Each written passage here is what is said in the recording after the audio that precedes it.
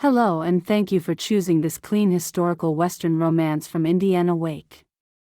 Before we begin, don't forget to hit that subscribe button.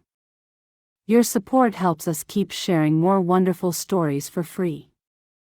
Now, settle in and journey back to the Old West, where love, courage, and second chances are waiting to be found. Copyright Indiana Wake. A Love to Save Her by Indiana Wake. Chapter 1. Are you not eating, Elsie?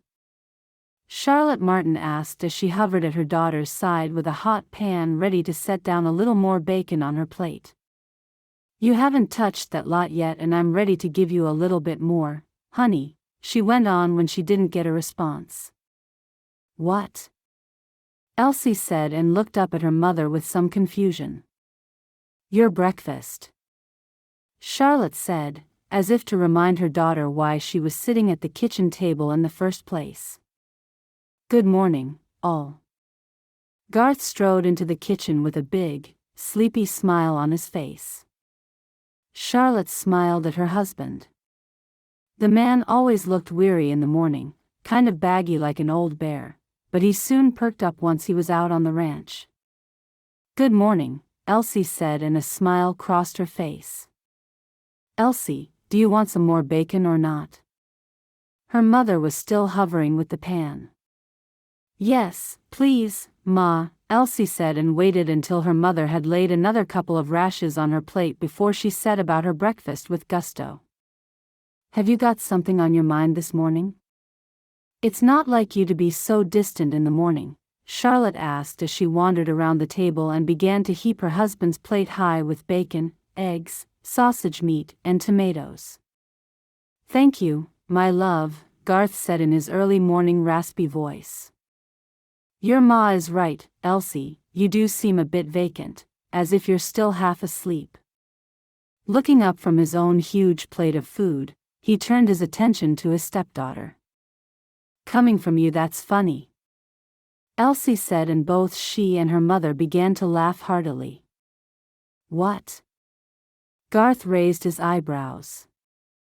I'm pretty sure you don't even wake up until you're halfway across the bottom field.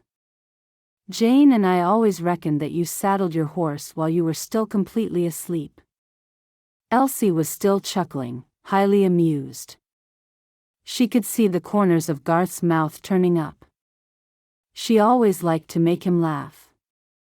Just like her sister, Jane, Elsie absolutely adored the man who had stepped in to take their daddy's place. It was more than 3 years ago when he had passed away so suddenly. For the last few months on the ranch, Elsie had found herself seeking out Garth more than once during the day, always relishing the opportunity to work with him. She missed Jane so much more than she had admitted to anybody. Garth was nice company and he went some way to filling the gap that had been left when Jane had married David Clark the year before. The ranch was now back on its feet and her sister was no longer needed to work there. You still haven't answered my question, Elsie Meadows, Charlotte said, sitting down to her own breakfast now that she had made sure her family had everything they needed. Yes, I was a little bit vacant, I suppose, Elsie began, and her mind returned to the very thing that had been troubling her. I was thinking about some of the fencing on the top fields. And that's what kept you from your breakfast? Yes, it was, Elsie nodded vigorously. There are a lot of gaps out there, you see. I mean, gaps big enough for the cattle to escape from. I could see you doing a little mending yesterday morning, was that it? Garth asked before putting a forkful of bacon into his mouth and beginning to chew thoughtfully. It is not exactly the fencing that has gotten my attention as much as the gaps. Like I said, they are big enough to let cattle through. Like just exactly big enough to get cattle through, she said and raised her eyebrows at Garth. And not only that, Garth, it doesn't look like they are caused by normal wear and tear. It looks kind of purposeful, like somebody has made the gaps and it's not just the cattle bumping up against the fencing. Rustlers? Charlotte asked, her eyes suddenly wide and a little fearful. The Wild Meadow Ranch had not suffered at the hands of cattle rustlers for many years, certainly not since Cal Meadows himself was alive. It was generally accepted that the ranches and farms of Grafton Crest had got off somewhat lightly in terms of crimes of that nature in the last decade or so. "We had better do a head count," Garth said sullenly. "Don't worry, I did it yesterday," Elsie said, holding up a hand to indicate that nobody ought to panic just yet. "That's why I was charging about from place to place yesterday afternoon. Honestly, we have so many now, it took me the rest of the day. Anyway, the point is that we're not missing any as far as I can tell." "Does that sound like rustlers?" Charlotte asked and seemed confused. "Well, they have been known to come out on one night to cut a gap or two and then come back the next to slip in and take a few cattle. To be honest, it's not so common. Most make a gap where they can see cattle and take them there and then," Garth said, and seemed to be reassured by his own words. "But it's still troubling you, Elsie?" Charlotte went on. Elsie's mother understood her better than anybody and knew that her daughter didn't always get straight to the point. Sometimes she had a circuitous train of thought and there could be much long-winded conversation before the point was actually reached. Other times, Elsie would blurt out the point of whatever she was trying to say so quickly and suddenly that she almost sounded blunt. But this was, apparently, one of the times where the point of it all would take a little wrinkling out. "It is, Ma, and I can't quite work out why. I guess I can't be certain that somebody made those gaps, but it's needling me. If it isn't rustlers, then who? And why?" "I see what you mean, it sure is something of a mystery." "Garth?"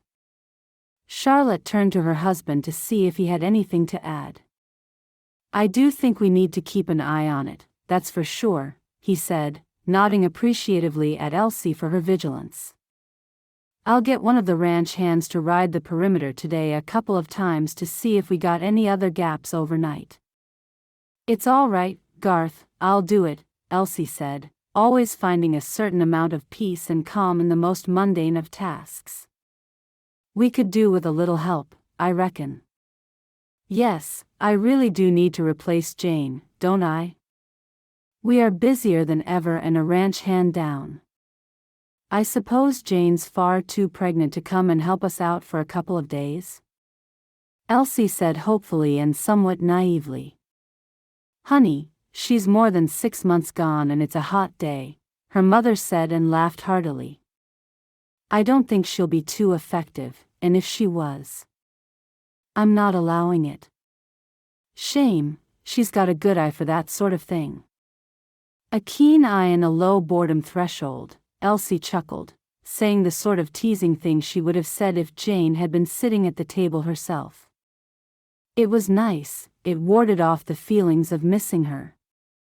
"There is a new man in town that I could approach," Garth said, lifting his coffee cup and taking a swig. "He's come in from somewhere up in northern Colorado and he's managed to get himself a couple of weeks of casual work on Ned Jefferies' ranch." "But doesn't Ned have the need for him after this couple of weeks?" Elsie asked, already optimistic that they could have a new ranch hand in a matter of days. "No, he's got one ranch hand out with some leg injury or other, but it isn't going to be a long job and he wants him back as soon as he's well. This out-of-towner is just filling in. Maybe I'll have a word with Ned and see what this new man is like. If he's any good, maybe I'll offer him a couple of weeks here, just casual, try him out, so to speak. Maybe even set him on fence patrolling duty and see what sort of patience he has," Garth said, finishing with a laugh. "Well, it seems like the two of you have it all under control already and you haven't even finished your breakfast yet." Charlotte was smiling at them both with a mixture of pride and love. "I think I'll still keep an eye on the fencing situation myself in the meantime, though," Elsie said and realized that she was not entirely easy about the whole thing. There was something about it which had excited her instincts at the time. Nothing more than 3 gaps in the fencing was certainly nothing out of the ordinary, and yet it had given her pause for thought. Of course, instinct was not something that Elsie Meadows had the first idea how to explain, not without sounding like a complete fool. So, she kept the uneasy feeling to herself. It would be much simpler for her to just take action. She would patrol that fencing with her full concentration for the next few days and see where it led. With any luck, it would lead to an easier mind.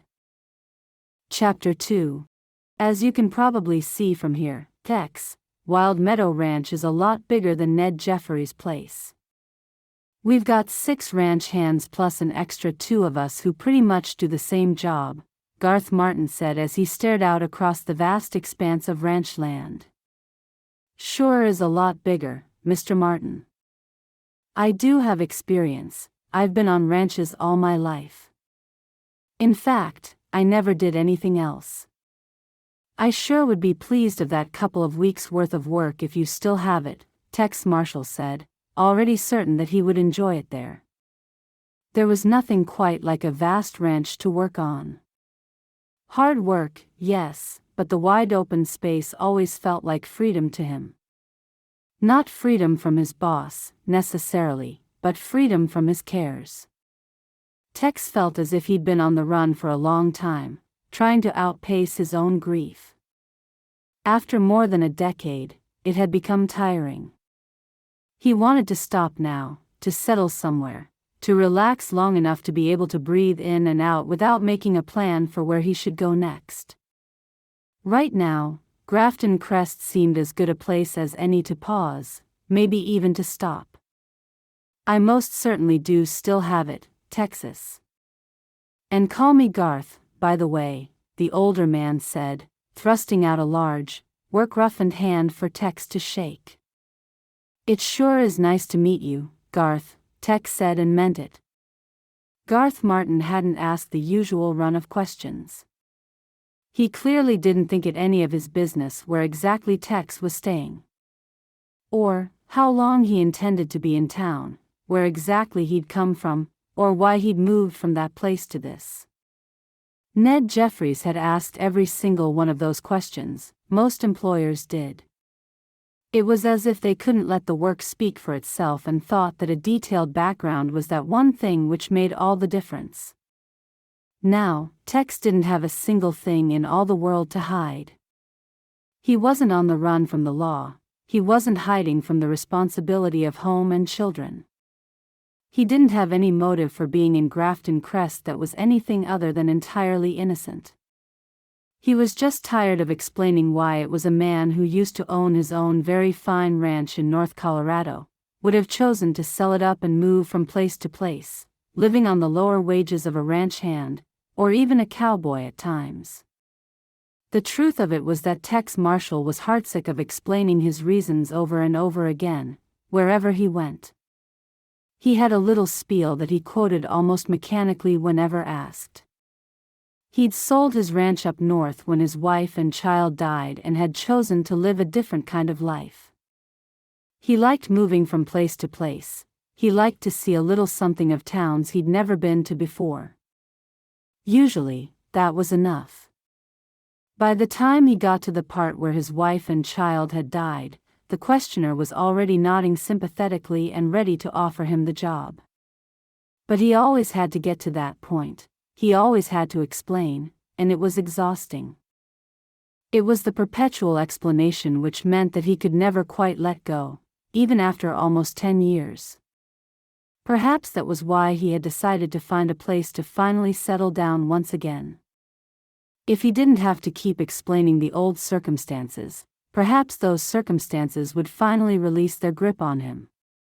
He knew he was keeping his own grief alive, although it was most certainly nowhere near as raw as it had once been. "Are you finished now at Ned's place?" Garth asked. "Yes, I finished yesterday. It was Ned that told me to come on up here to Wild Meadow, to speak to you. Reckoned you might have some work for me." "Well, that's great.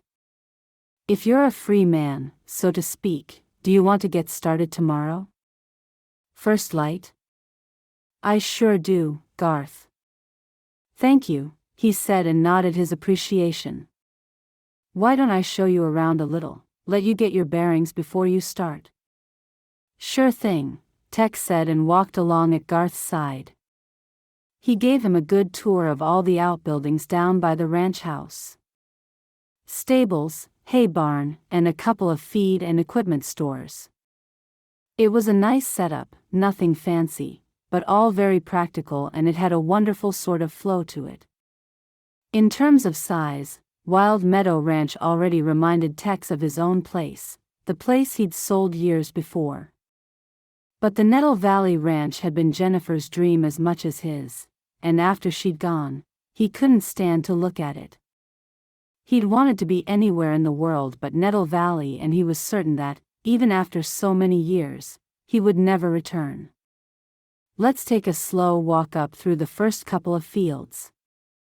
It's a bit of a slope, but it flattens out after that and you'll get a real good idea of just how vast the land is, Garth said, and made his way up the slope with surprising speed for a man who must surely be nearer to 50 than 40. Garth had been right. Once they reached the top of that sloping field, the sheer size of the Wild Meadow Ranch became apparent. It was now that he realized it was at least twice the size, if not more, of the ranch he had once owned himself. As the two of them paused and leaned against the fencing, he stared out at an enormous number of cattle and several clusters of ranch hands whom he could see already, if only from his vantage point, were experienced and talented men indeed. There were other outbuildings dotted about the place, some of them just tiny specks on the horizon. They had the whole thing worked out nicely, he thought. Feed stores right where they needed them. As for water, he could see that the western side of the ranch fell away towards a wide and fast-flowing river. He was certain that he'd never seen a place so well positioned, and he began to hope that he might get a little more than a couple of weeks' work there. He was a hard worker anyway, but Tex decided there and then that he would most certainly go the extra mile if he thought it might secure him something a little more permanent. If he was to settle, and Grafton Crest was to be the place, then this was the ranch that he would pick above all others, and no mistake. This is a very fine place you have here, Garth. It's got a nice flow to it, a nice setup. And as for the river, it's like it was set there just for the ranch, he chuckled, and Garth did the same. It sure is a good position. As Tex continued to stare across the ranch, something caught his eye. Well, someone, for it was a young woman on horseback rounding up 5 or 6 cattle who had burst out of the boundary somewhere. He watched with interest and could see that she was a natural. She herded the little group with ease, even managing to keep them in one place when she jumped down from her horse and persuaded each one of them to go back in through the fence the way they had quite clearly come out. Damaged fence? Tex asked, squinting at the little scene. Yes, we've had 1 or 2 gaps appearing lately. Is that woman one of your ranch hands? Tex asked with interest. She sure does seem to know her business. That's Elsie Meadows, my stepdaughter. She's not one of the 6 ranch hands I was telling you about, but like me, she's out here every day. She's worked this ranch since she was 16 years old, and you're right, she sure does know her business. Garth was nodding and Tex could see the fatherly pride. Well, good for her, Tex said, and meant it. She's a good girl, and time was when she was just one of 5 of us working here. When her daddy died, things weren't going so well and we had to let 6 ranch hands go, leaving us with only 2. I was trying to keep the place going, and Elsie and her sister Jane wanted to do their bit. It was certainly a steep learning curve for them, but they did it. Without them, this place would have had to have been sold off right enough. So, they both still work here?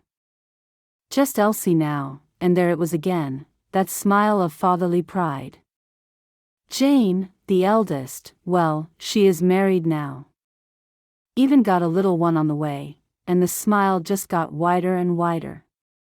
"Congratulations, Garth," Tex said, smiling a little fixedly as he always did in these situations. As far as he was concerned, a woman with child was taking her life into her hands. He couldn't imagine a bigger risk to anybody, although he would never say as much to a proudly expectant grandfather. "Thank you," Garth said, and they both turned their attention to Elsie. She now had all 6 of the cattle through the gap in the fencing and was following with her horse. Once the horse was through, Elsie reached into the saddlebags and pulled out some tools. With a smile of appreciation, Tex watched as the young woman set about mending the fencing herself. "Like you said, she sure does know her stuff," Garth said again, before leading Tex back down towards the ranch house. Tex nodded. There was something about this place that made him feel different. Maybe it was time to let go.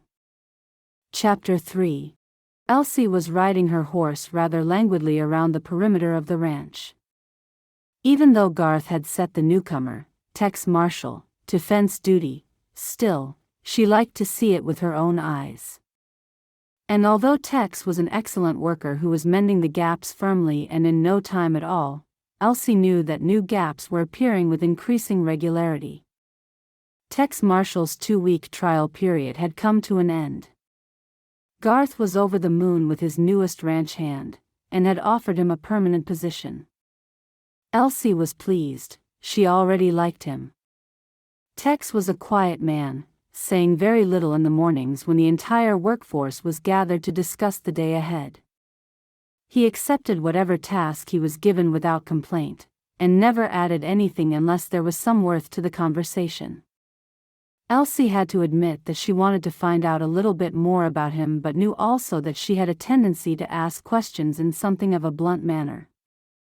Still, he struck her as an easygoing sort of a man, so she decided to head across to where he was and see how he was getting on. "Have you been finding more gaps, Miss Meadows?" he asked, looking up from his work as she jumped down from her horse. "2 more, but I fixed them already," she said, and sat down on the grass just a few feet from where he worked. Elsie thought he was a nice-looking man, tall and broad with hair that was neither brown nor red, but rather a dark mixture of the two.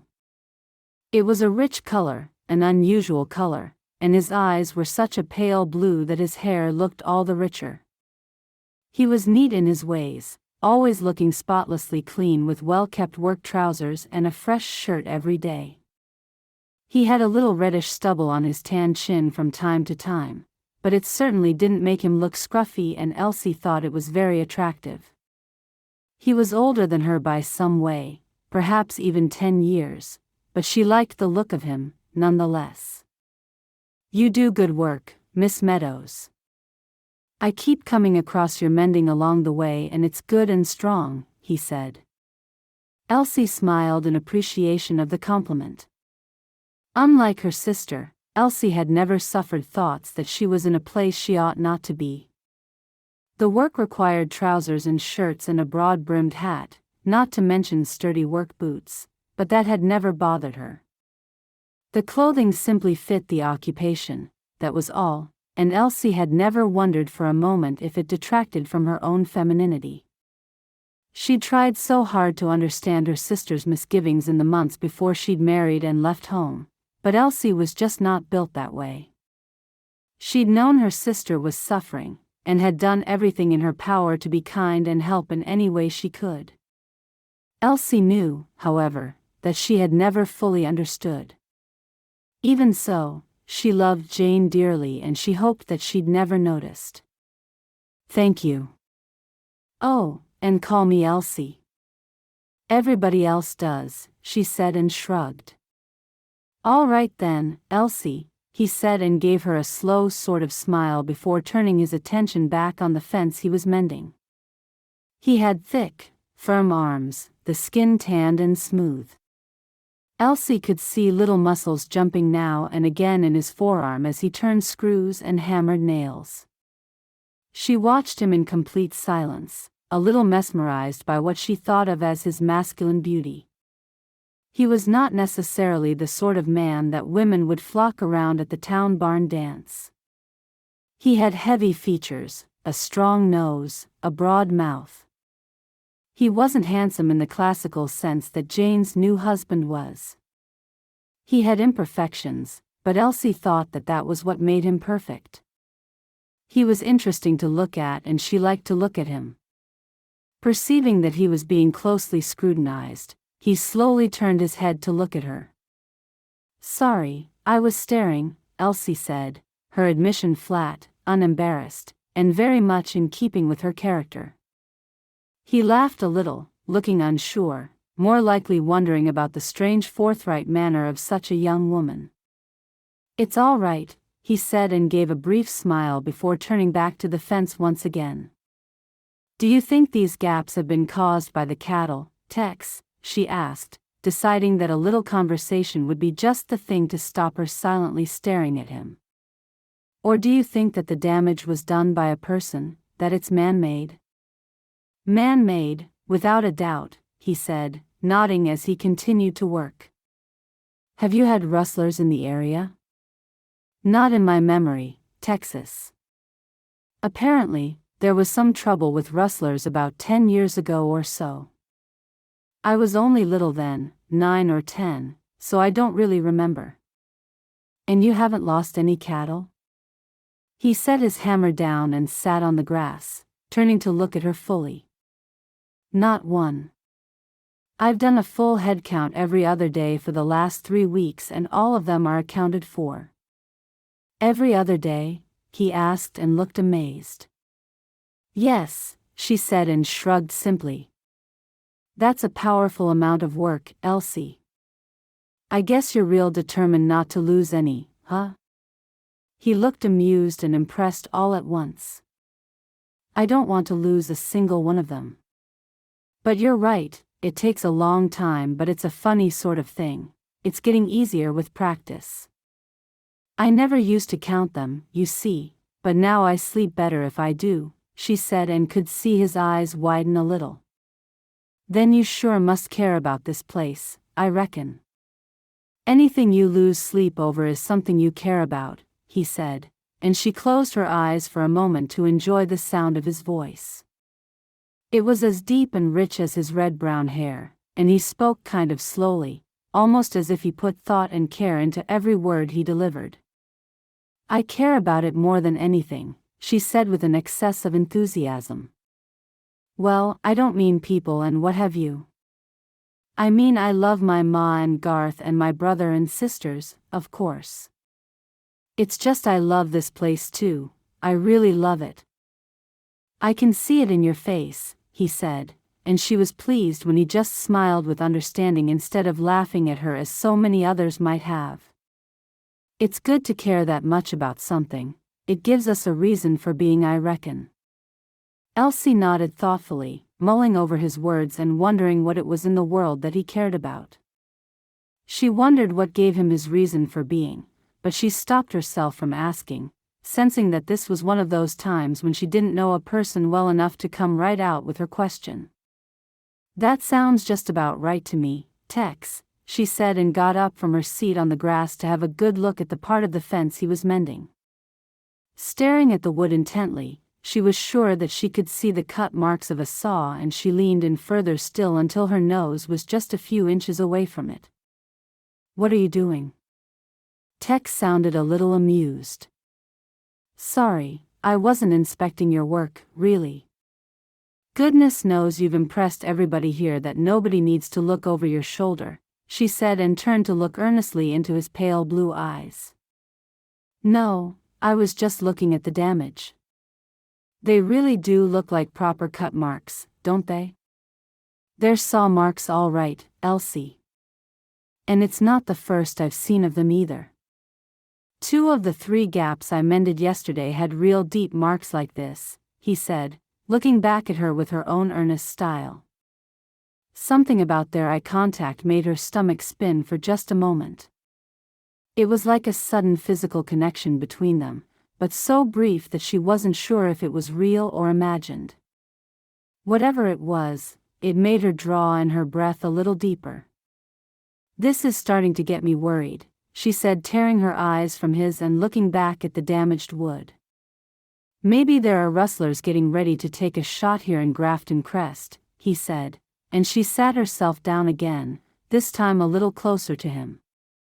It felt nice to sit within just a few feet of a man Elsie found attractive.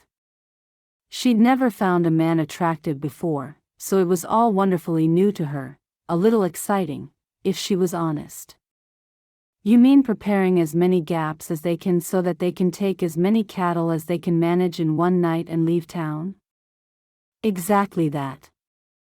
It's a risky business, because in a place like this, newcomers soon stand out. If they're hiding out on the plains, camped out somewhere, it's certainly a possibility. How long has it been going on? Several weeks. Maybe for a week or two before you started here. So, as much as 4 weeks, she stated and winced, wondering if this was significant in some way. Seems a little bit long and drawn out for rustlers, I must admit. Who knows, maybe there's some out there with a new technique for stealing other people's hard-earned property, he said and shook his head.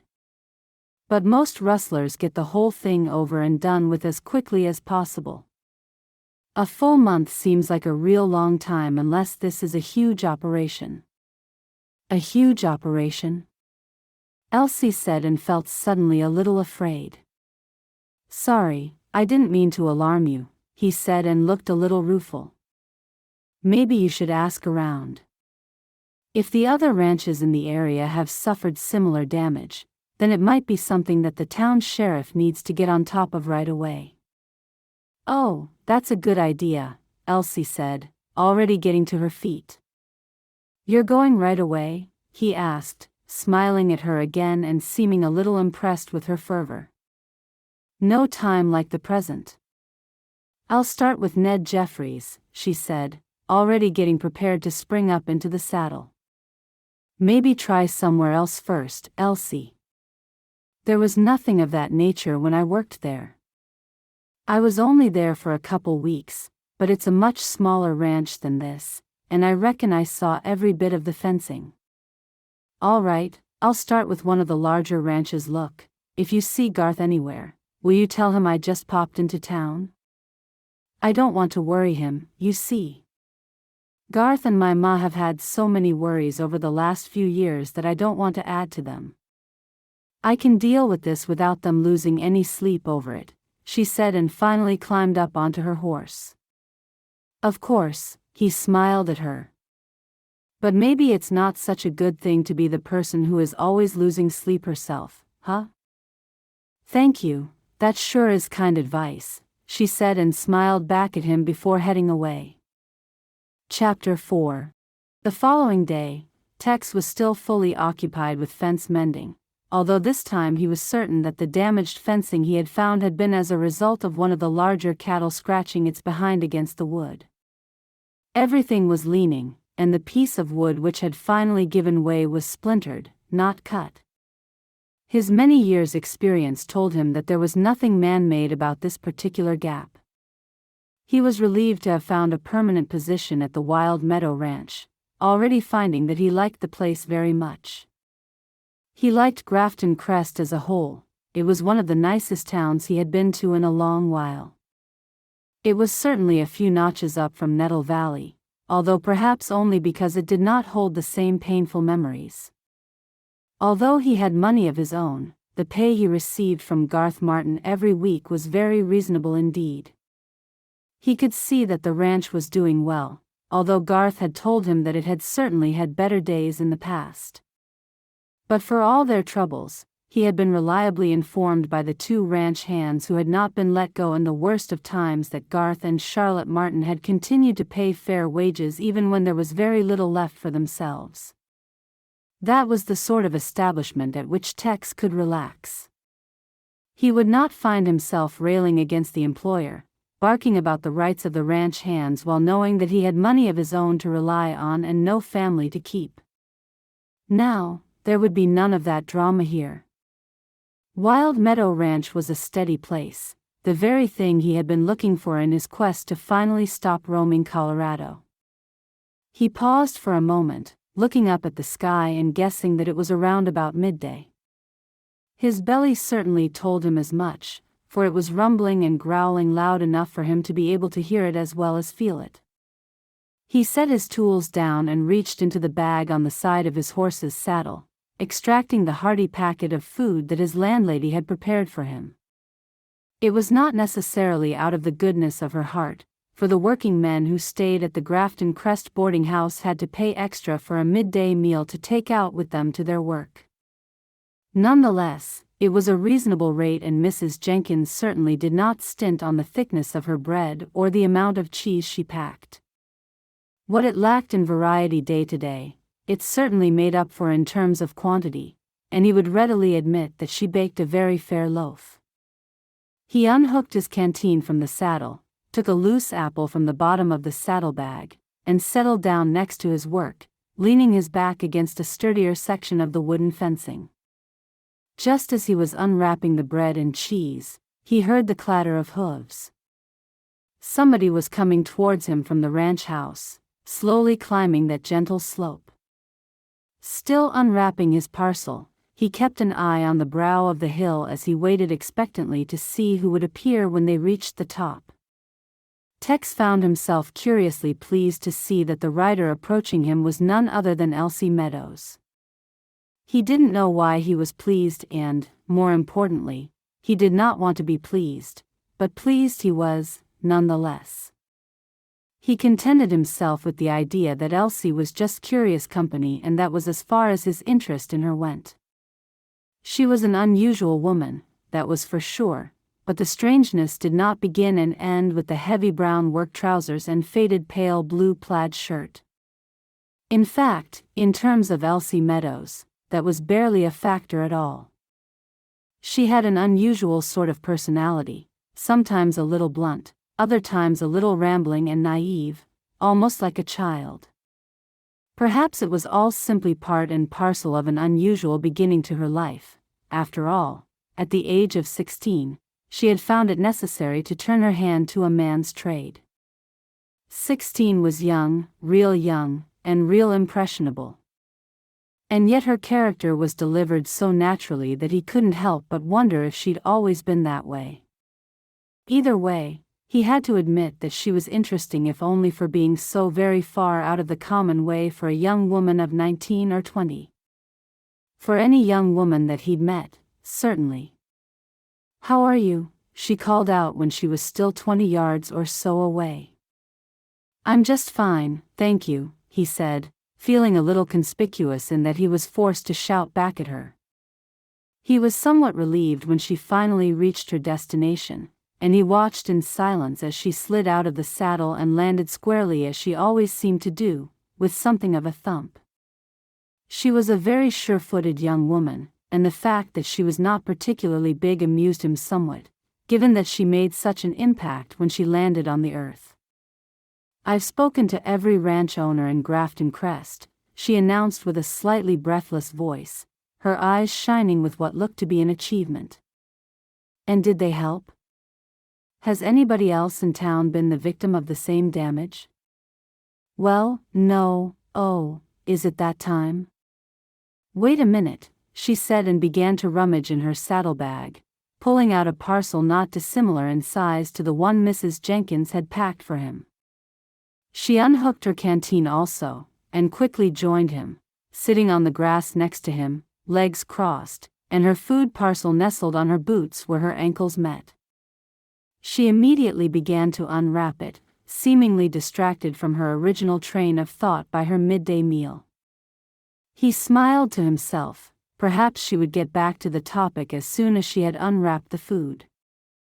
"I've got bread and cheese, same as you," she said, and chuckled before taking a huge bite of the bread. "You seem to have as much as me as well." "I thought I'd done very well out of Mrs. Jenkins with this," he said, and stared down at his own food. "Ma always packs me lots of food, Texas. She always packed Jane the same. It's a wonder we didn't get fat, really," she said, and shrugged in what he was beginning to think of as a very endearing way. You work from morning till night, Elsie, you couldn't do that on half measures, he said and laughed. Anyway, you were beginning to tell me about the other ranches. About the damage? He raised his eyebrows in the hope of bringing her back to their original conversation. Nobody has found any damage that they know of. One or two of them haven't looked for a while, and they've promised to let me know if they suffer anything similar to us. Everyone was grateful, at any rate. If there are rustlers in town, they want to be the first to know. Yes, I expect so. Did you go to Ned Jeffries as well in the end? I did, but I left him till last. Just as you thought. He doesn't have a bit of damage anywhere, and he is one of the ones who checks regularly. Yes, that's certainly the impression I got working for him those couple of weeks there, he said and nodded thoughtfully before taking another bite of bread and cheese. Did you like working for Ned? I always think he's a nice man, she said before taking a deep glug from her canteen. I did like working for him. He's easygoing and fair, and I worked hard. Were you sorry to leave? Well, I knew from the very beginning that it was only for 2 weeks, so I didn't get too attached. And now I'm working here, so I reckon I'm not too sorry now about my work with Ned coming to an end, he said. Of all the ranch hands, he realized that he was getting to know Elsie the best. They were a decent group of men, that was for sure, and all of them keen to help while he was getting his bearings. But Elsie was the one who seemed to be making it her mission to get to know him, and Tex wasn't sure how much closer he wanted to get. It wasn't that she had any designs on him, he was sure of that. Tex didn't generally garner a lot of female attention, but certainly enough that a man who didn't want any could find it a little perpetual. The point was, he'd received enough attention over the years to know what it felt like. That coy and gentle searching, the way a woman goes about appealing to a man because life and the way of things dictate that she can't just ask outright. That certainly wasn't Elsie's way of doing things, and so he was reasonably comfortable that she wasn't a young woman looking at him through a cloud of romantic, rosy feelings. You like it here then, she went on, laughing as she covered her mouth. Sorry, I do that sometimes. My ma said that my sister and I became savages as soon as we started doing the men's work. She continued to laugh as she swallowed down her food. I've definitely seen worse, Tex said and laughed in spite of himself. She was funny, but unintentionally so, and he really liked that. So, do you like it? She asked, returning immediately to the subject and clearly having much more focus than she'd had at the start of their conversation. Very much. It's a nice place and a very well-run ranch. I've certainly worked enough of them to know a good one from a bad one, and I'd reckon this is one of the best. Thank you, she said and smiled, accepting the compliment with ease and grace. How many ranches have you worked at? Now you're asking a question. Too many to count, Elsie. Dozens. Dozens and dozens, he said and shrugged. All in Colorado? Yes, all in Colorado. She really was unusual. She was being nosy, as so many other people were, but she wasn't dressing it up in any fancy clothes. Elsie was just asking outright, and something about that made him want to answer. Why do you move around so much? Don't you like anywhere for long? She went on. You sure do ask a lot of questions, he said, common sense taking over and telling him to be cautious, just like he always was. Sorry, Garth always says I'm a little bit blunt. She shrugged and took a bite of bread, chewing it slowly and thoughtfully before speaking again. You can ask me a question if you want. I don't mind at all, I'll answer anything, she grinned at him. All right, why are you working on the ranch? He asked, knowing that Garth had already given him the bare bones of the situation, but not really having another suitable question to ask at such short notice. Well, just over 3 years ago now, my daddy died real sudden. He was out in the stable and he just had a heart attack and that was it, he was gone. Was only 38, you know, she began. He suddenly felt very shabby for asking the question in the first place. However, she seemed perfectly content to continue and so all he could do was remain silent. Anyway, we were really struggling at the time. Garth stayed with us, he was my daddy's best friend and we'd all known him for years and years. In fact, I've known him all my life and he's a real good man. Anyway, he worked himself inside out trying to keep this place going with just 2 ranch hands and I reckon he could feel everything slipping away. Problem was, he promised my daddy to make sure we were all right, to look after us, and he sure did take his promise seriously, she said and nodded firmly before continuing. That was when my sister, Jane, came up with the idea of the 2 of us helping out. My brother was too little at the time, he was only just 10, so it was down to us really. What about now? You've certainly turned the place around nicely if it was struggling so badly. Are you still needed out here? I suppose not, really. I mean, if I went, Garth could just replace me in the way that he has Jane, she said, raising eyebrows at him to indicate that he was Jane's replacement. But that's not really the point of it, Texas. I don't ever want to leave this place, I love it here. A long time ago, this place gave me back my voice and I'll never be able to forget it. That probably sounds a little bit odd, but it's true, she trailed off then and he could sense that, if he left her to continue, she would be wandering into the territory of painful memories. Tex knew only too well how words could bring back old pain and old memories as fresh as if they were just hours old, and he was keen not to have her suffer it. It sure is a good thing to love what you do, love where you are, Elsie. You know what? I reckon you're one of the luckiest people I've ever met. He smiled at her broadly and was rewarded with a broad and beautiful smile returned. She really was a beauty, that golden hair and those blue eyes. I never thought of it that way, I guess you're right, she said after some moments of mulling the thought over. He wished he didn't like her so much already, he wished that she was vain or uninteresting or any one of 100 other qualities he wasn't overly keen on. Are you going to talk to Garth about this damage? I mean, I reckon it seems unlikely that it's rustlers now, don't you? He wanted to change the subject altogether and was pleased when Elsie seemed to take that sudden change of direction in her stride. After all, it did seem to be a little something of her own style of conversation. He knows, of course. I suspect we should tell him now. I don't really know what to tell him though. If it's not rustlers doing this, it doesn't really make sense. Well, do you know anybody who would do it just for devilment? Damaging the fence just for the sake of damaging it, he asked, and suddenly her mouth dropped open a little and her eyes narrowed to slits. She remained that way for some time and Tex was certain that she was running something over in her mind. Maybe not devilment, but certainly spite, she said so quietly that he almost didn't hear her. Spite? Who would do something like that out of spite? He asked and wondered if he really, truly wanted to know. There's only one person I can think of, she said, staring down at her food in a way which suggested to him that she was not going to finish it. She'd suddenly lost her appetite. Somebody you know? Somebody Garth has had some quarrel with?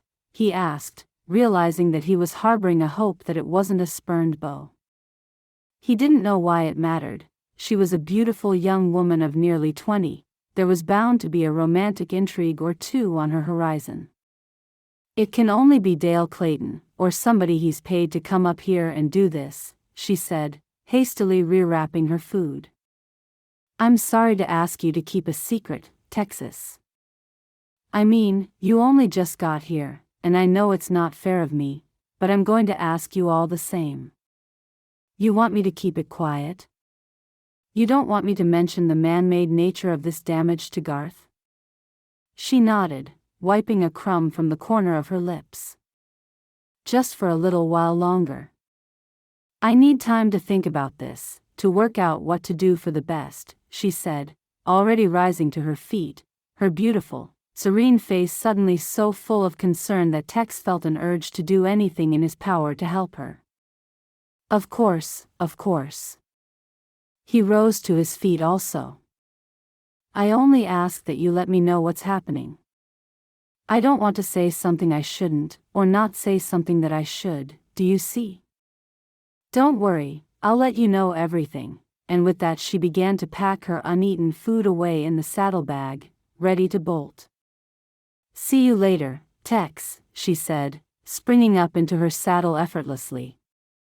See you later, Elsie, he said and, in a whisper to her departing back, take care. Chapter 5. You're up early, Charlotte Martin said when Elsie appeared in the kitchen, fully dressed and ready for church. I just woke up early is all, Ma, Elsie said and plopped down onto one of the kitchen chairs. For a long time now, Elsie had Sundays to herself entirely, apart from church, of course.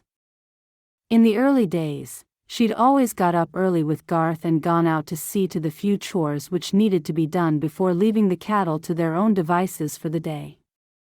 It was a day of rest, more or less, but not entirely so. There was a quick check of everything, making sure the cattle had feed and water, and that none of them were injured. For some time now, Garth had performed the task himself along with one of the other ranch hands.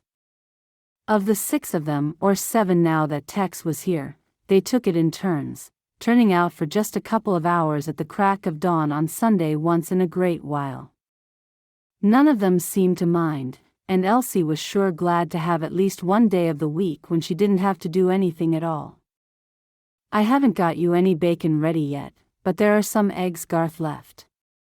Her mother pointed at the table. Eggs will be just fine, Ma. Here, I'll cut that bread myself, she said, rising to her feet and keen not to take her mother for granted when she herself had a day off. No, you won't, not in that dress, Charlotte said with a maternal chuckle. You should have come out in your nightgown, honey.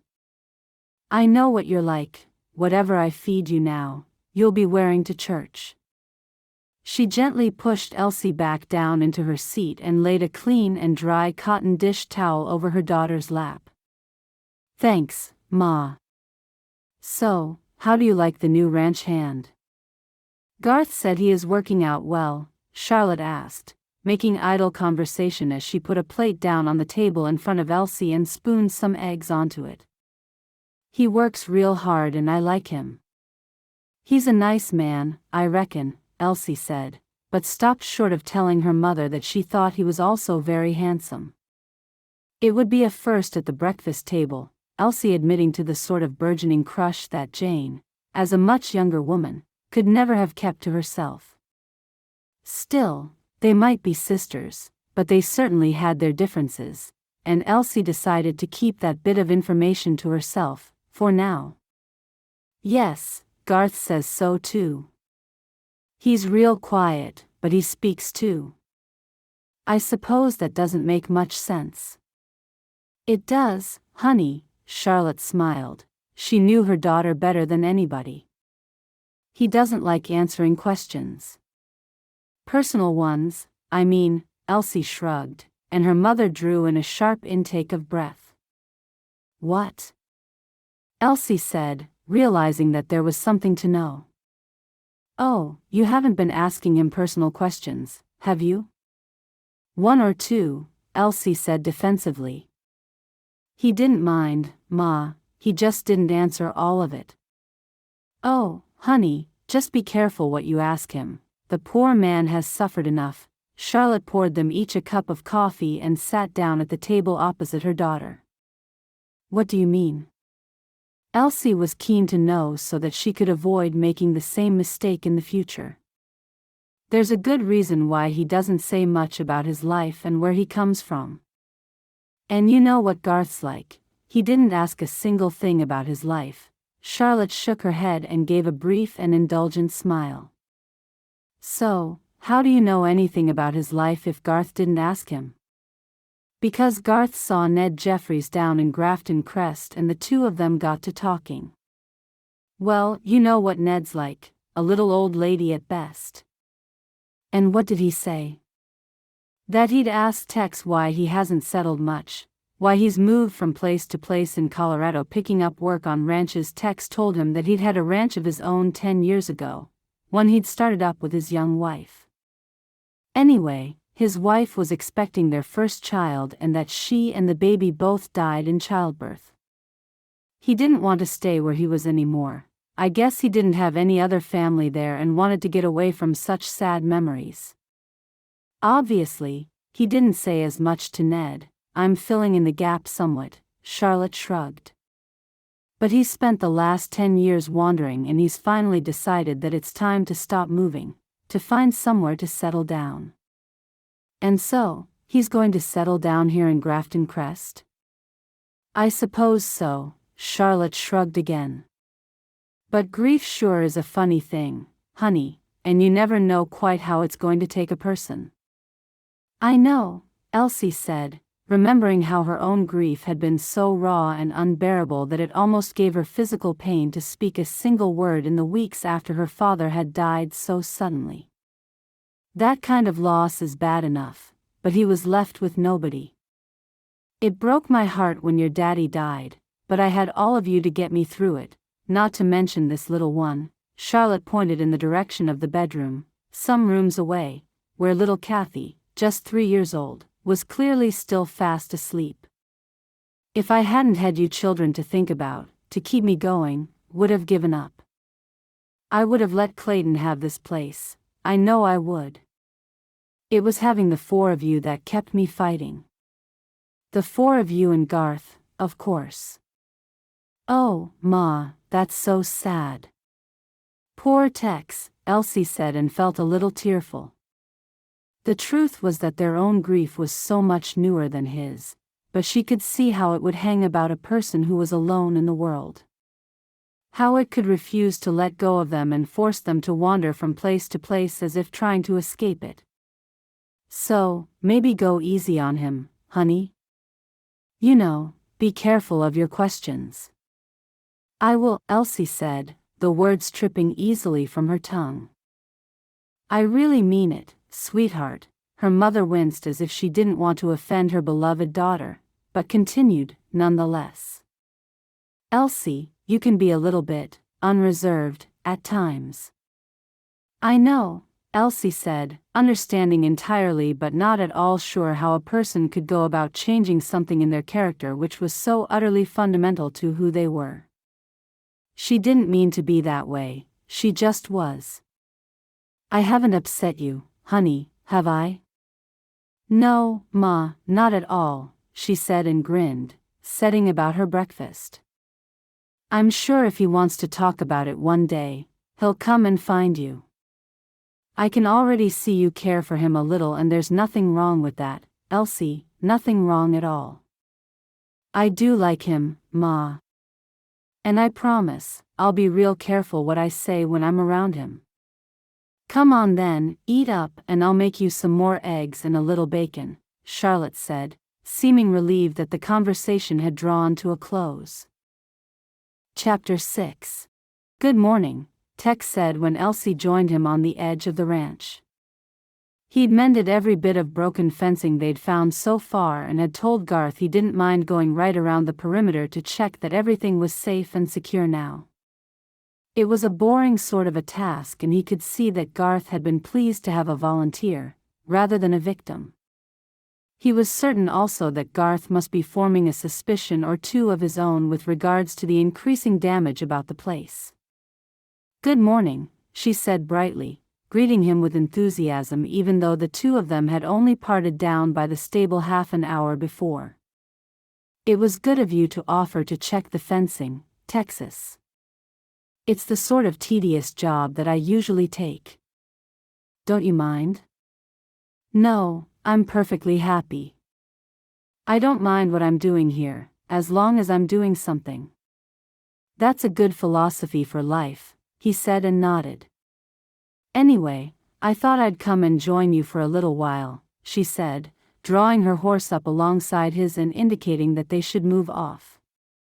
They walked their horses slowly along in silence for a little while, and he was surprised to discover that silences didn't seem to bother Elsie one little bit. Most people didn't like silence, especially in the company of somebody they didn't know very well. There was always a clamor to fill that gap, to come up with any slice of inconsequential chatter one could think of for no better reason than to make a little noise. In the end, he was the first to speak. I don't want to be nosy, Elsie, but who is this Clayton person that you talked about the other day? The one you thought might be responsible for the gaps in the fences, he said, and hoped that his keenness to know more wasn't too obvious. He'd been wondering about this Clayton, the man who could put such a look on Elsie's pretty face, for days. He reckoned that she really wasn't the sort of person who minded answering a question or two about herself. I don't think you're nosy, she said and turned in her saddle to look at him. Although I guess I'm a little nosy sometimes. Are you? He said, fighting back a smile. She'd already veered off the subject at hand, but he didn't mind at all. They'd get back to it, one way or another. I am, and I really need to think about what I say before I say it. I've probably upset you with all my questions, but I didn't know that you lost your wife and baby all those years ago, and I'm real sorry about it, she said and then winced as if she hadn't meant to say it at all. I've done it again, she said and took one hand off the reins to lightly tap her own forehead. I don't know, sometimes my mouth just opens and out it all comes. I'm real sorry, Texas. It's all right, you don't have to apologize. To be honest, most people don't. You mean when they ask you something they shouldn't be asking? It isn't that you shouldn't be asking, or that anybody else shouldn't be asking, he said and wondered how on earth he was going to put this all into words. I guess what I'm trying to say is that asking about a person's life isn't a crime, it's normal. Granted, you have an unusual way of going about things, he said and laughed, not only to lighten the mood, but because he realized that he was, in truth, a little amused by her curious blundering. Thank you, I think. I mean, I feel a little bit better, but I'm not really sure now if you've forgiven me or not. She was still looking at him, her face so beautiful and her sparkling bright blue eyes amusingly perplexed.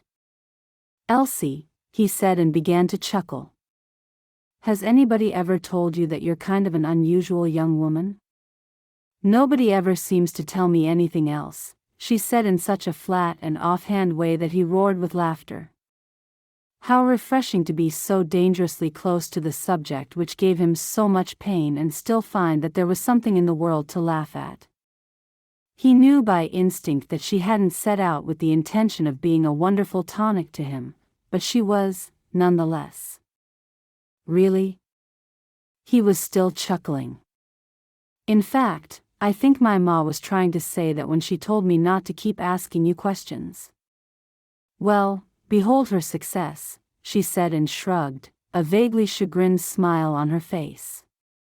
Don't worry about it, he said and knew he didn't feel the same blast of exasperation that he generally felt when people got too close to him for comfort.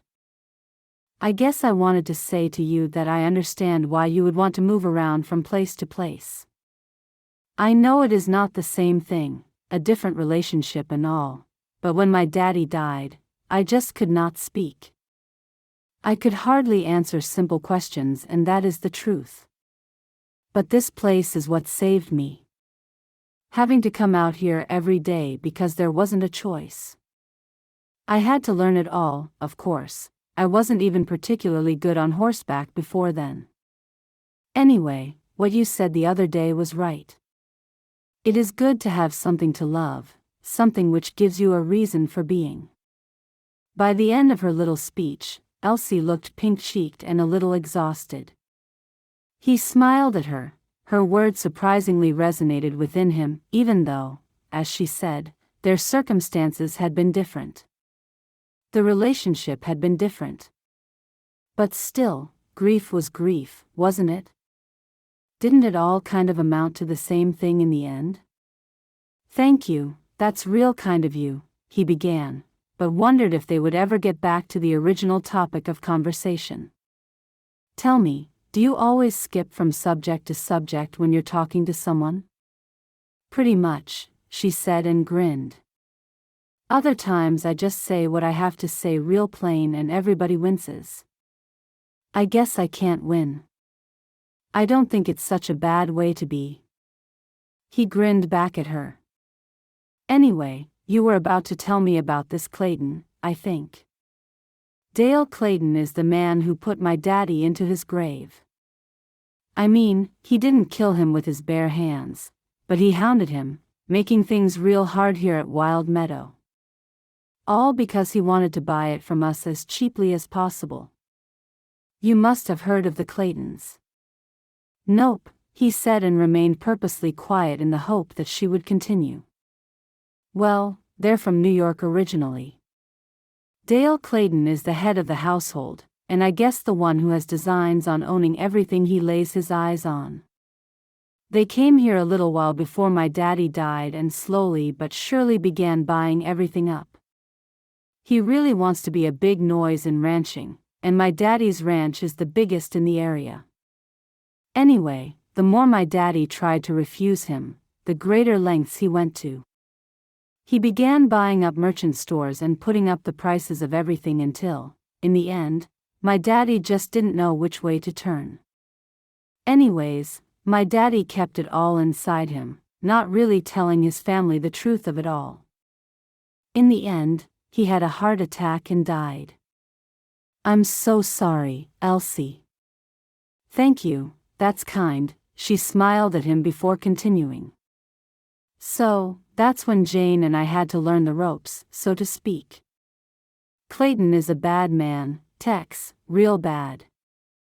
My ma was expecting little Kathy when my father died, and when she was pregnant right out to here," she said and took her hands off the reins for a moment to perform a most amusing indication of an immense belly. He got her on her own and tried to convince her to sell.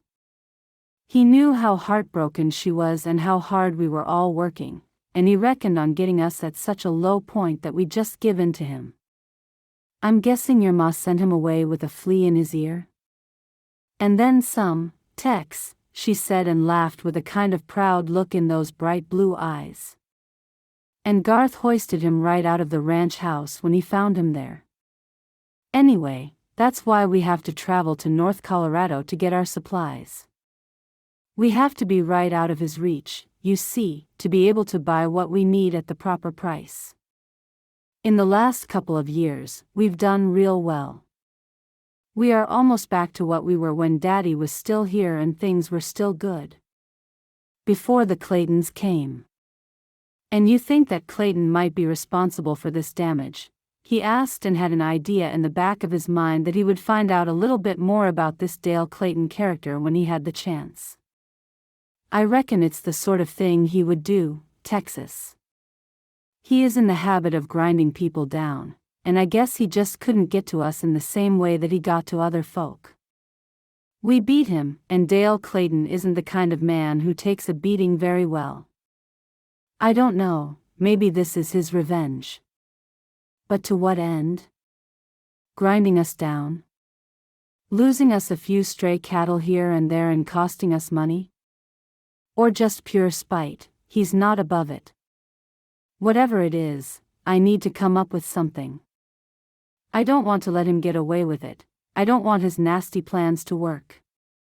But at the same time, I don't want Dale Clayton to consume Garth and Ma's thoughts again, because he sure did make things so bad for them. I guess they're finding peace now. I guess we all are. Garth and my ma are happy together.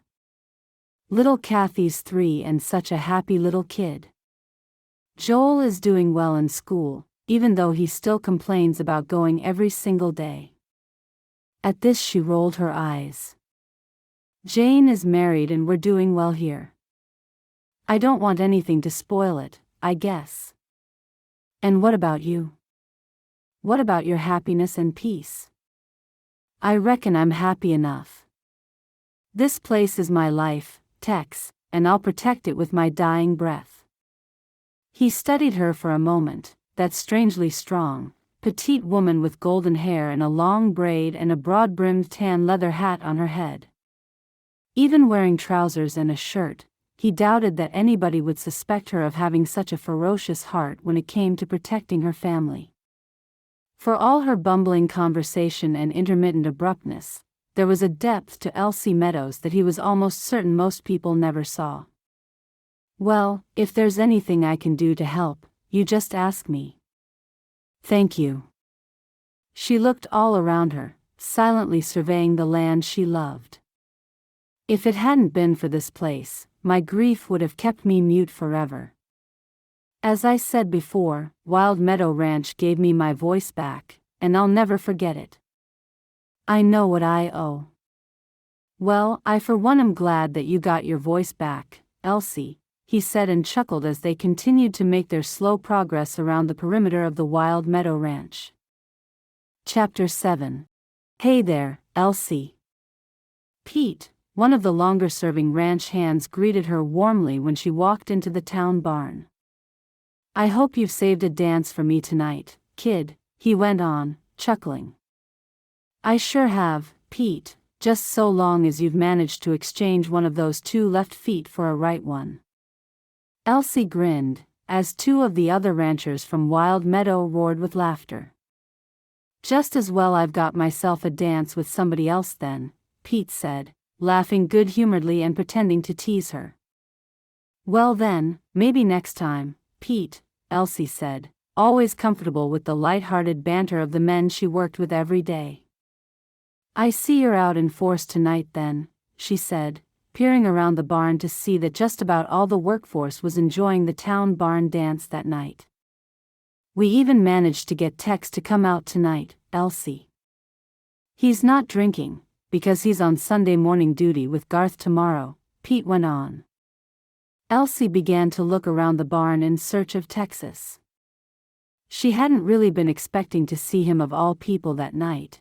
It had just never occurred to her that he would be there. He was a quiet man and he had his own cares, and she was certain that the barn dance wasn't exactly for him. Well, here comes my dance, Elsie. I'm afraid I'm going to have to leave you now, you lost out, honey, Pete said with a grin before darting away to the dance floor with a nice woman from Grafton Crest whom Elsie knew just a little. Enjoy yourself. Elsie could see that the others were drifting away too, all of them having set their sights on some pretty woman or other for the evening. Watching them go, she made her way to the refreshments table. It was almost deserted as one of the most popular foot-stomping numbers was being enthusiastically played by the fiddlers. She took a glass of fruit punch and then wandered across to the dance floor, leaning against one of the great wooden posts of the barn as she watched the dancers with amusement. Elsie generally went to the barn dance alone, on those occasions when she decided to go. She'd never had a particular friend in the way that Jane had always had Eileen Thornton, but she didn't mind. She was the sort of person who could quite happily occupy her own space in public and be completely alone without feeling at all conspicuous. She knew that wasn't necessarily the way of things for other people, especially young women, and she guessed that it was simply another facet of her oddness. Whether it was odd or not, it certainly made life a lot simpler. Finally, she spotted Tex clear on the other side of the barn. She only noticed him because she realized that he was staring at her, and she waved briefly before skirting around the edge of the dancers to go and join him.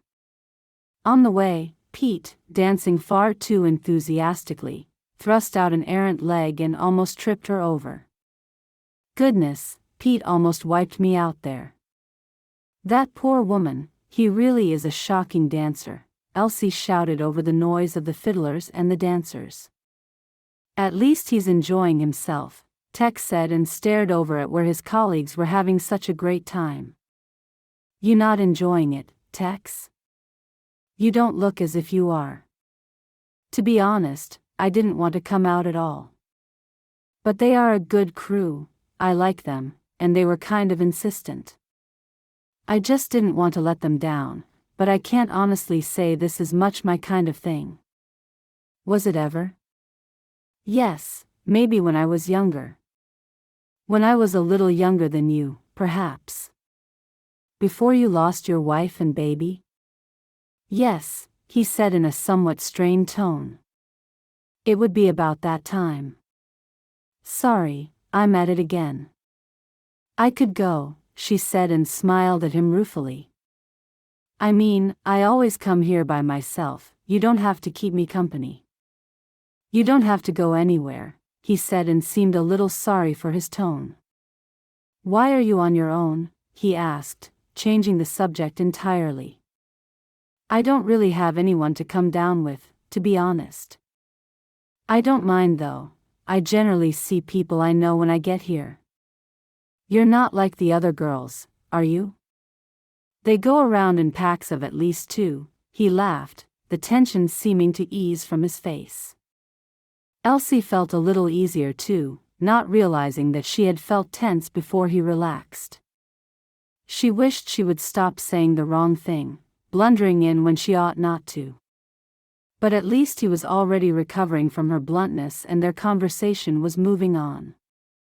Elsie thought he looked real nice, wearing brown corduroy trousers and a tan checked shirt. That red-brown hair of his looked thick and a little darker in the gloom of the barn, as did his pale blue eyes. As always, he smelled fresh, like clean bed sheets blowing on the line on a hot summer's day. Elsie leaned sideways a little and took a long, deep breath. Elsie, are you sniffing me? When she looked into his face, she could see a mixture of confusion and amusement. Yes, I was. You always smell real nice, like clean bed sheets. The other ranchers don't put in as much effort, I think. I see, he said and grinned, shaking his head a little. Sorry, I probably shouldn't have sniffed you without asking first. She narrowed her eyes and turned her attention to gulping down the entire cup of fruit punch. Please tell me that's not the one with the rum in it, he said, his eyes a little wide as she drained the cup. No, it's the child's version, she said with amusement. I think you're getting a little bit of attention, Texas.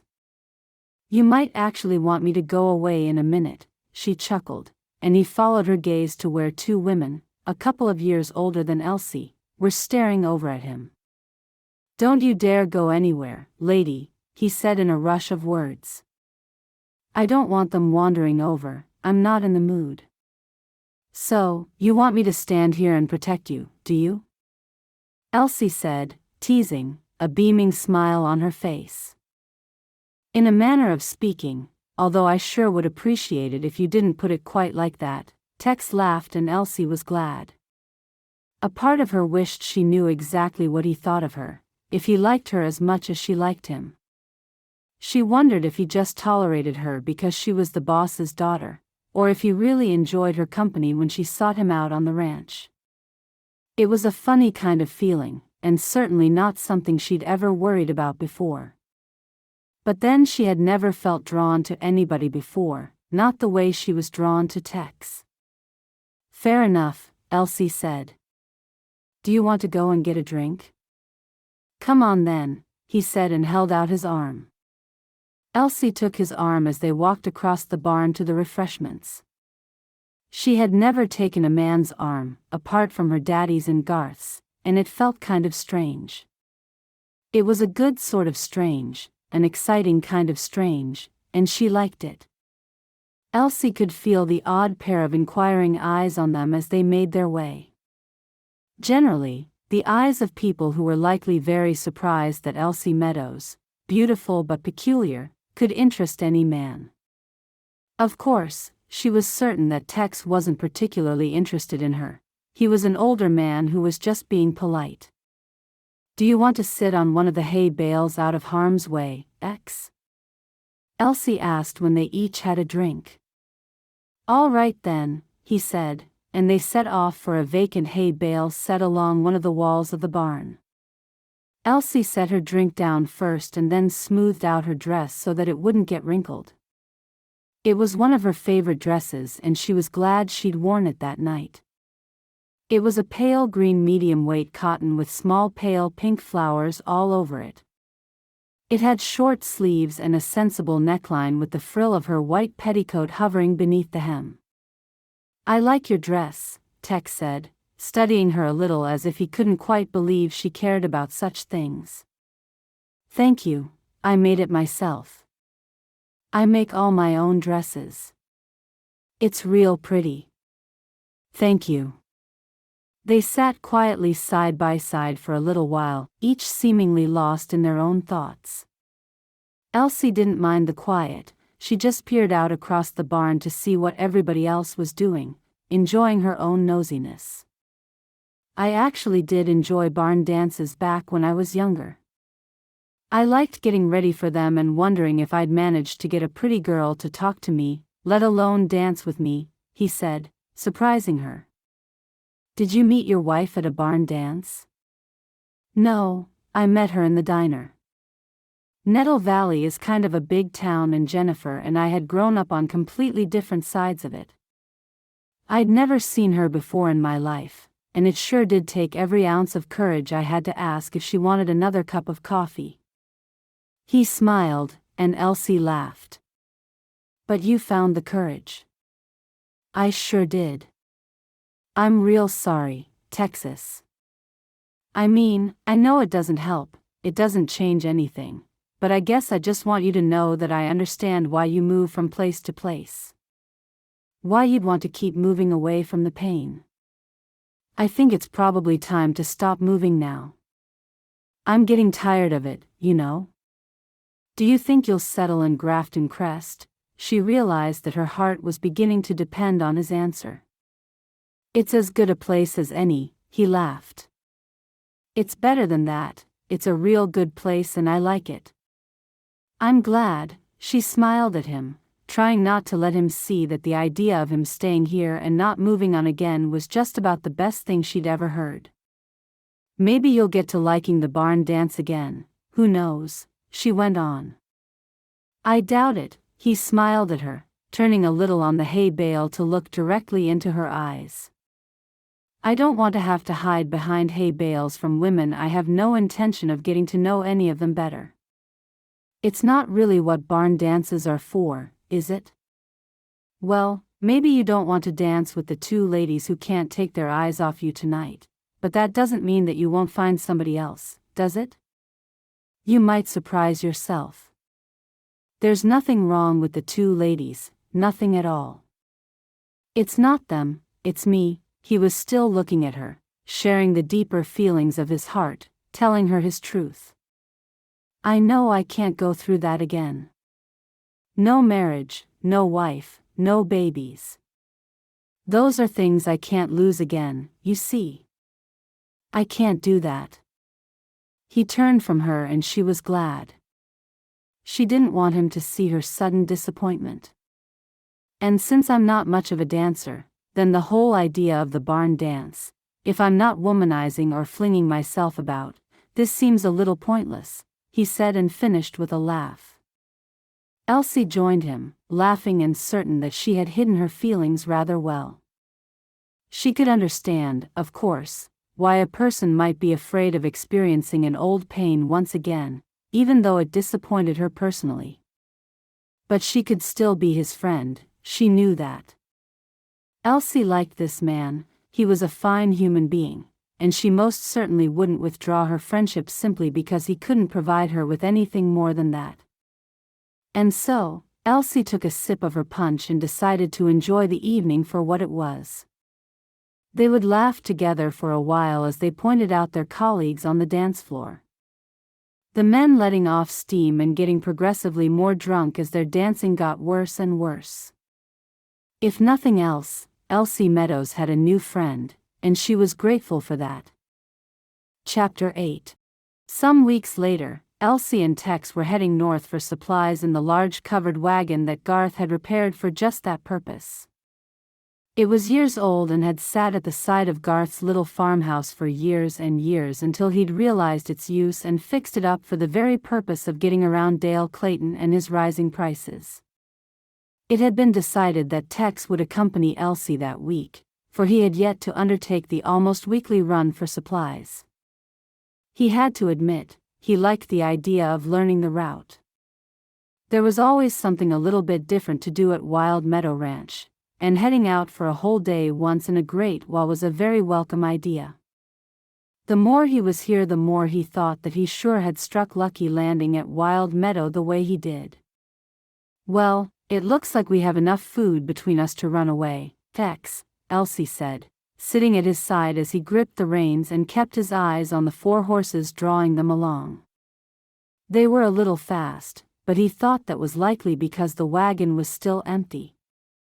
No doubt it would be a whole different story on the way back if the list Garth had given them was anything to go by. "You want to stop for a while and take the time to eat?" Tex guessed it was a little after midday. "We're probably nearly there now, aren't we?" "Yes, just about 20 minutes away, I suppose." "And I'd like to stop and eat. It's so much nicer than loading up the wagon on an empty stomach," she said, and was already unwrapping her own food packet before he'd even begun to slow the horses. Mrs. Jenkins had certainly done him proud, and he was glad that he had mentioned in passing that he might be a little late because he was being sent for a full day of gathering supplies further north. There was, of course, the customary bread and cheese, only this time she had wrapped a little cold meat, a rather nice salty gammon. There were tomatoes, a couple of huge chunks of a plain but pleasant cake Mrs. Jenkins made often, and a handful of apples. Certainly, enough to keep him going, that was for sure. "Oh, yours looks lovely," Elsie said with some admiration as she peered into his parcel of food. "You want a little of this gammon?" "Mrs. Jenkins sure does cook it up nice," he said, and held the entire parcel in his hands, open towards her. She reached in and helped herself to a little of the cold meat, plucking a small tomato out of the pile with her other hand. "They go together, don't they, gammon and tomatoes?" she said with a cheeky grin. "They sure do. Gammon and tomatoes. Tomatoes and gammon." Tex popped a small sweet tomato into his mouth and stared off into the distance, smiling. He'd found himself thinking of Elsie more and more, especially since the barn dance a few weeks before. He hadn't been to the barn dance since, but it was certainly nothing to do with Elsie. The truth was, she'd been real good company for him that night, making what might have been an awkward, uncomfortable time bearable. More than bearable. She looked so pretty in her green dress with little flowers on it and her golden hair tied up in a high and springy ponytail. It moved whenever she'd moved her head, which was often for somebody as nosy as she was. He liked the way she looked about the place, openly studying people and, should they happen to notice her, smiling and waving at them without any hint of embarrassment. He was starting to think of her as less strange and more unique. Their conversations made him feel strangely alive, for he certainly had to keep his wits about him to hang on. There was no denying her beauty, either. She was younger than him, maybe too young for him, and he could hardly believe that a young woman as beautiful as Elsie wasn't already married. She'd told him herself that most people found her manner a little off-putting, but that she wasn't real keen on the idea of changing her manner to suit others. Tex realized that he didn't find it off-putting at all, just refreshing. Or at least it was refreshing now that he had learned a little more about her and kind of got the hang of it. There was something fresh and bright about Elsie Meadows, almost a physical force that wouldn't be denied, and he knew that she had a way of making him feel better, just by being there, just by sitting next to him sometimes. "The man who owns the timber yard that we're going to this afternoon has a wooden leg," Elsie said quite out of the blue. "Does he? Did he make it himself?" Tex asked, turning to look at her, laughing through a mouthful of breadcrumbs. I don't know, I just like to think that he did. Anyways, the last couple of times I came out for timber, the clunk that the wooden leg makes when it strikes anything, for he is always walking into the counter, the door frame, all manner of stuff, the strike is kind of hollow sounding now. I reckon he's got himself a case of woodworm, Elsie said, absolutely straight-faced as she reached out to take another little tomato from his food parcel. He burst out laughing and Elsie looked at him with some surprise. He realized then that her tale wasn't meant to be amusing, it wasn't a joke. She had truly wondered if the one-legged man at the timber yard really did have woodworm. Something about that just made it all the funnier, and so Tex laughed all the harder. In the end, she reached out to swat his arm playfully and began to laugh herself. What good company she was. How much she lifted his spirits even when he was so determined never to have them lifted again. I suppose we'd better get going in a minute, she said, carefully wrapping the remnants of her food, probably so that she might eat it on the way back. Sure thing, we don't want to be rolling home in the dark, he said and got ready to set off again. By the time they had collected everything they needed, it really was getting late. The feed order was a big one, and the two of them had worked hard to load it into the back of the wagon. Elsie impressed him no end. She certainly wasn't a big woman by any stretch of the imagination, but she didn't let that stop her. It was clear that she was the kind of person who always took her fair share of the work, never looking to him with any expectation that he would take the lion's share for her. When they collected the small amount of timber that Garth had asked them to purchase, Tex had been forced to bite his tongue when the merchant walked into the corner of the counter, his wooden leg creating a strange hollow sort of thump. He looked at Elsie and she raised her eyebrows and shrugged all at once in a kind of I told you so fashion, and Tex almost burst out laughing. All in all, he enjoyed the day. By the time they were back in the wagon and making their way south to Grafton Crest, Tex experienced a wave of the most all-encompassing contentment. The ride north had been a nice change, as had gathering and loading the supplies. He felt pleasantly tired, but not exhausted, and when the time came for them to stop again to eat, he realized that he was incredibly hungry. I needed that, Elsie said, gently patting her own stomach when she'd finished her remaining food. I sure was hungry. Me too. It's harder work than you imagine, isn't it, collecting supplies? It is, but I like it. What about you? Do you think you'd be happy enough collecting the supplies again? I reckon so. I sure have had a nice day, Elsie, he said, and could feel himself slowly wandering towards dangerous ground. The light was fading just a little, with the sun disappearing on the horizon. Elsie had taken off her broad-brimmed hat now that the sun had gone down, and her golden hair seemed to pick up the fading orange light. As they did, the sparkling strands caught his eye. Her thick braid had fallen forward and was resting on her shoulder, curling a little around her neck. She looked at peace, a woman perfectly happy to be where she was and when she was.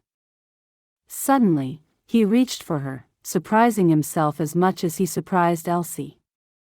He laid his hand on the side of her face and stared into her bright blue eyes, knowing that he was undoubtedly falling for her.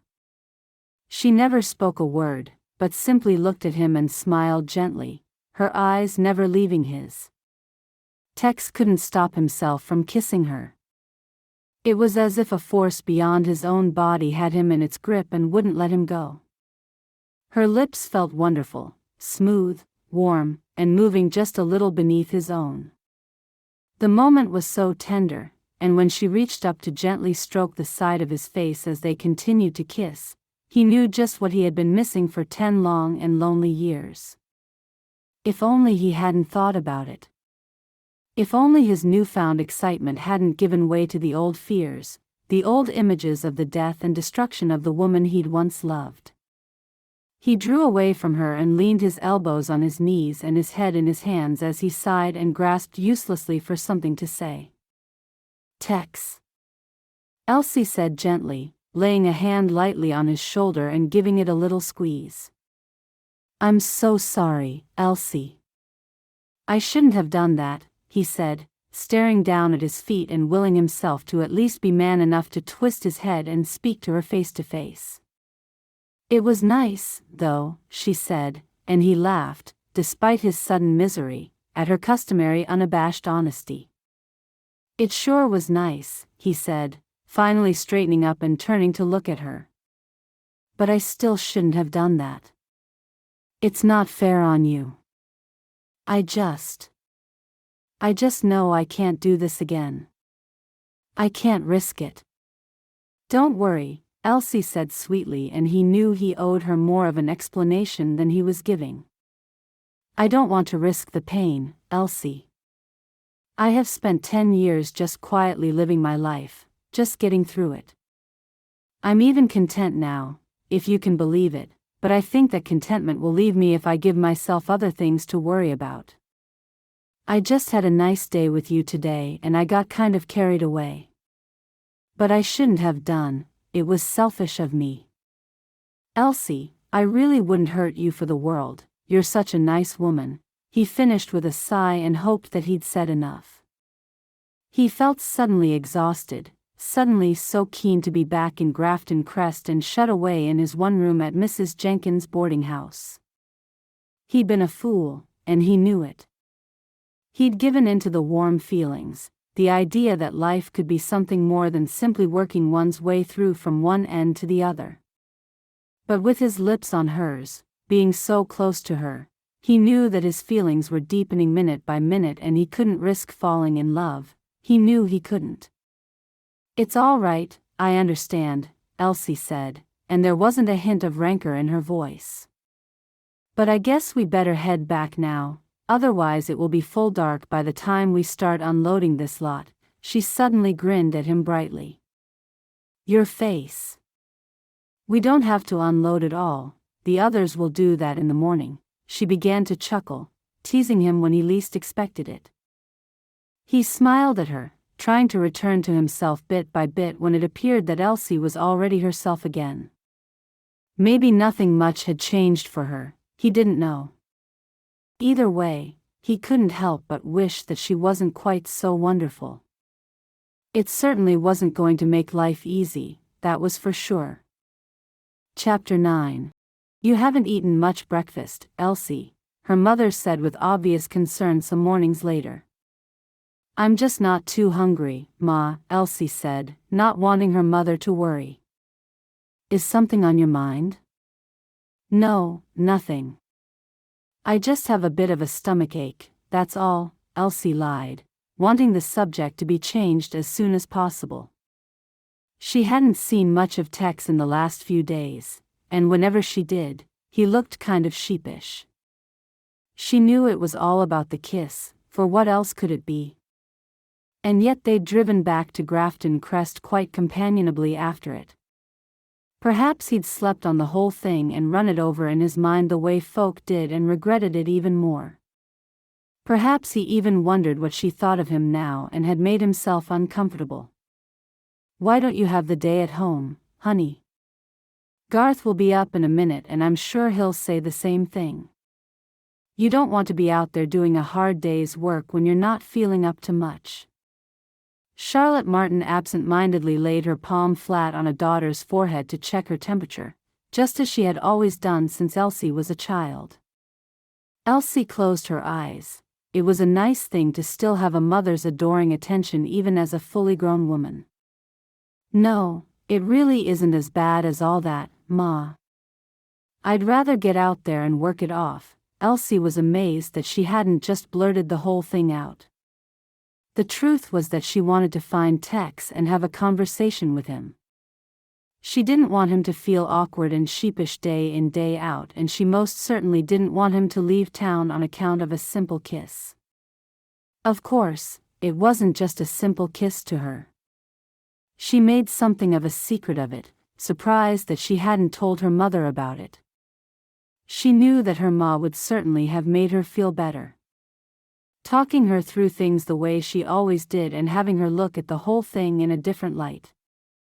But because it wasn't a simple kiss, because Elsie knew that she had fallen in love with Tex Marshall, she couldn't do anything other than stay quiet about it. If this was the only kiss she was ever to have from that wonderful man, it would be hers and hers alone. She didn't want to share it with anybody, not even in conversation. She would treasure it, packing it away in her heart and unpacking it again every night before she went to sleep, reliving the tender thrill of it all. "Are you absolutely sure?" her mother persisted. "I'm absolutely sure, Ma." Elsie reached across the table and speared 2 rashers of bacon at once to reassure her mother. "See? I reckon I'm feeling better already," she said and set the bacon down on her plate, devouring it almost immediately in a bid to have her mother's concerns squashed. Just half an hour later, as the workforce congregated around the stable area, Elsie once again became aware of Tex's awkwardness. It was a little thing, almost imperceptible and certainly not noticeable to anybody who wasn't her, she was sure. He continued to smile and chat to the others, talking over the plans for the day with Garth as if nothing was different. He just wouldn't meet her eye, turning his head towards her and looking at her face as they spoke, but not looking into her eyes as he ordinarily did. She felt sorry about it and knew, without a doubt, that she was going to have to do something about it and do it that day. Garth had set Tex to bringing down a small group of cattle from the uppermost part of the ranch. It was a small herd of 8 or 10 willful ladies, and Elsie thought she would give him an hour to have things underway before she sought him out. To Elsie, who had volunteered to undertake another patrol of the fencing, it seemed like the longest hour of her life. When she finally decided to make her move, she set out for the top field at quite a pace. She paused on the edge of that field when she saw him in the distance. He was quite something to see when he was concentrating fully on the task at hand. He sat so straight and confident in his saddle, leaning back a little and turning his horse on a dime time and time again. He was so intent that he didn't even see her on the edge of the field as he continued to herd the cranky little group through the gate into the field below. When he jumped down from his horse to close the gate behind them, Elsie decided that now was the time. She plodded slowly towards him and could see that he became aware of her finally, now that the cattle had been moved and his task was complete. He was heartbreakingly handsome to her as she looked at him, and she wondered if the idea that she might never be with him was the very thing which made him all the more handsome. "They sure were a tough crowd," he said, looking towards the cattle he had so painstakingly shifted. "Tex, I want to talk to you about the kiss," she said, sliding out of her saddle the moment she reached him. "Straight to the point, huh?" he said and smiled ruefully at her. "Straight to the point," she said and smiled back. "I'm sorry, I probably shouldn't have been so." No, don't be sorry. It's probably easier to speak plainly in the end, isn't it? Just be you, just be Elsie," he said and seemed to relax a little. "I just don't want you to feel awkward, Texas. I guess I've seen it in you these last few days and I don't want you to suffer." "I'm not offended, I'm not hurt," she said, and it was true, she wasn't. Disappointed, yes. Sad, yes, but not offended. Never offended. "And I really do understand, Texas. It's a perfectly reasonable thing for you to not want to risk getting hurt again, and you have a right to feel that way. It doesn't matter that you kissed me, I know that it doesn't change anything. Elsie, I just wish that I hadn't. But you did, and there's no point wasting your time wishing, is there? I just don't want you to leave," she said with such vehemence she surprised herself. "Leave? I don't want you to skip town just because you feel uncomfortable around me. There's no need to feel uncomfortable, and you sure do seem to like it here. And the truth is, Tex, I really like you. It's been nice having you here, someone to talk to, someone who doesn't necessarily think I'm all that odd after all. I'd hate to think that a simple kiss was going to ruin all that. Are you sure, Elsie? Because I don't want to lead you on. I don't want you to think that I'm the kind of man who would mess you around and play with your feelings, because I'm not. I forgot myself, just for a moment, but I never should have forgotten myself in the first place. I shouldn't have put you in the position of having to ride over here and say all this. His smile was so sad that Elsie could have cried on the spot. His pale blue eyes made him look forlorn, a man who was entirely lost for a moment and didn't know which way to turn. More than anything, she wanted to reach out and take his hand. Or better still, throw her arms around his neck and cling to him tightly, promising him that everything would be all right. She wanted to put an end to his pain, and she knew that the only way to do that was to put an end to this conversation, to move on, to not talk about it anymore. Of course, I'm sure. Friends, she said and stuck a hand out in front of her somewhat manfully. Tex laughed, his old ease returning as he took her hand in his and shook it firmly. Friends, he said, smiling at her and finally looking into her eyes properly, the way he always did. Well, I suppose I'd better get back to fence duty, she grinned at him and shrugged, turning to spring back up into the saddle. Want some company? He asked, and she was glad and sad all at once. Sure thing, she said and gave him a broad smile. He was relieved, and that was the very thing she had hoped to achieve that morning. But as his relief had increased, her sadness had done likewise. She didn't blame him, she understood entirely. However, there was just no getting around the fact that he would never fall in love with her the way that she had fallen in love with him. That was a sadness that she was just going to have to swallow down. And at least he hadn't decided to leave. That was something, wasn't it? Chapter 10. Over the next 2 weeks, Elsie and Tex both noted how the incidence of damage to the fencing had increased. It had begun to keep Elsie awake again, now that she was beginning to come to terms with her feelings about Texas. It was not meant to be, and she understood that now, and so her old life came back to her again, and along with it, her old concerns. Wild Meadow had always been her love, and it always would be, and there was a great deal of peace in remembering that. All in all, Elsie had been enjoying a quiet, pleasant afternoon.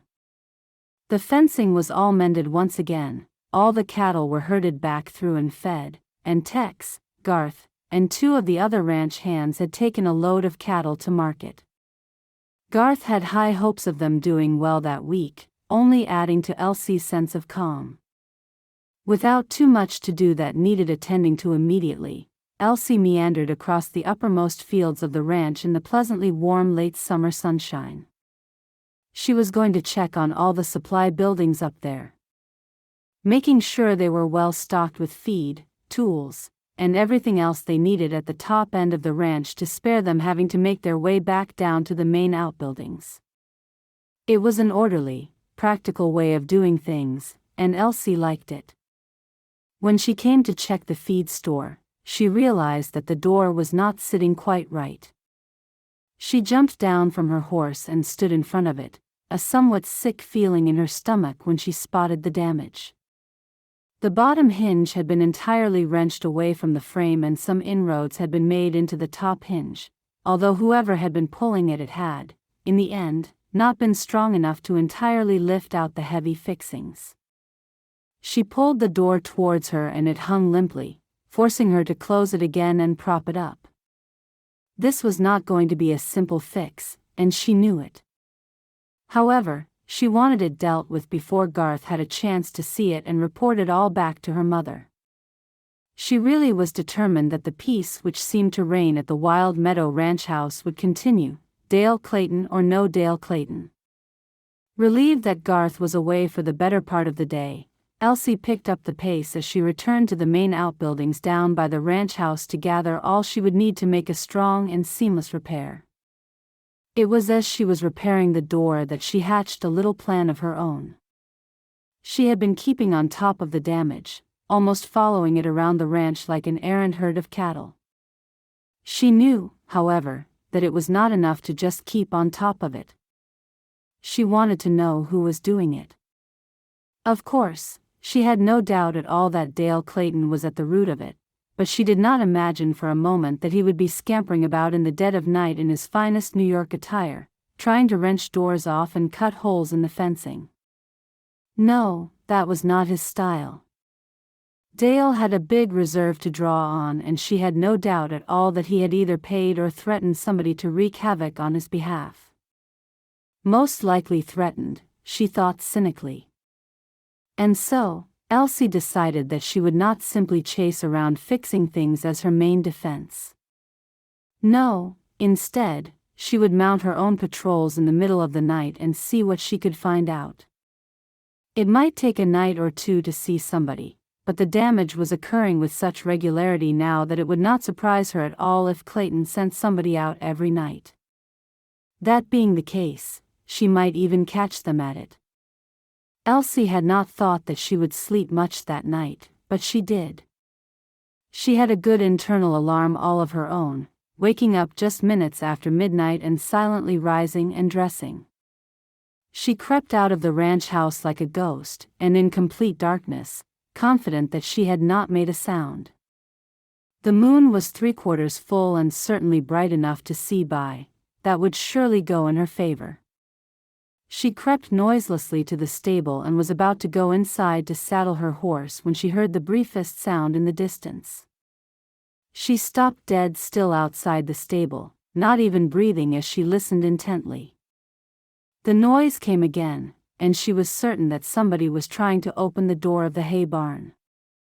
As quietly as she could, Elsie hurried around the side of the stable and began to cross the couple 100 yards or so to the barn. There was little or no cover, and she was forced to make haste across a fairly open patch of grass. With her heart pounding, Elsie realized that her plan had already come to fruition, for there, at the side door of the enormous hay barn, she could see the silhouette of a man. He was carrying something long and slim, something he was trying to pry the door open with. She quickened her pace, but with speed came noise, and the man looked up to see her hurtling towards him. The moon disappeared behind a cloud and the darkness fell a little thicker, causing Elsie to curse, for she had wanted to get a better look at him. To see if he was somebody that she knew. However, he set off at a run, flying across the fields to the east of the ranch. She was determined to give chase and began to run hard, her arms and legs pounding as if she were in a race. Her foot caught on something and sent her sprawling to the ground. She landed so hard on her chest that the air was forced out of her lungs with a horrible, painful hiss. She rolled around for a moment as she waited for the air to come back to her, fearing for a few seconds that she might never be able to draw breath again. However, she finally gasped loudly, and the air flew into her lungs in a painful, dry screech. She sat herself up in the dirt, trying to steady her breathing and hoping that her screech had not been so loud as to disturb her sleeping family. But there was not a sound to be heard anywhere, and, as for the man, it was almost as if he had vanished entirely, evaporating into the pleasantly cool night air. Unsure whether to feel victorious or deflated, Elsie rose to her feet and dusted down her clothing. She placed her hands tentatively on her rib cage and knew that she would certainly have a bruise or two shining brightly for at least a week. She looked down, seeing something glinting as the clouds drifted across the moon, freeing it up to shine down once again. She bent down to pick it up and could see that it was a small nail bar. Her foot had caught in the hooked handle, and that was what had tripped her. So, whoever had come out that night to do damage was not there by chance. They already had the tools to do the job and the determination to do it. Now she had the truth, now she had that certainty, Elsie realized that she did not have the first idea what she ought to do with it. With a sigh, she wandered silently back towards the house, carrying the nail bar with her. The next morning, her ribs throbbed painfully. She was hungry, despite the bruising, and ate a hearty breakfast before going out onto the ranch. She decided to seek out Tex and tell him everything that she discovered the night before. After all, she had promised to keep him informed as recompense for his silence. "You all right, Elsie?" he asked when she jumped down from her saddle and squawked with pain. "It's my ribs," she said and took a couple of deep and steadying breaths. "What happened? Have you broken them?" He jumped down from his own horse and closed the gap between them. "Were you thrown?" He was looking doubtfully at the horse, who was so in tune with his mistress that the two were almost a part of one another. "No, I wasn't. I fell and landed on my chest. Knocked the air right out of me, it did," she said, wincing at the memory of it. "When?" He was looking at her quizzically. "Last night, when I was chasing somebody," she said, and gingerly sat herself down on the grass, tiredness now beginning to creep over her.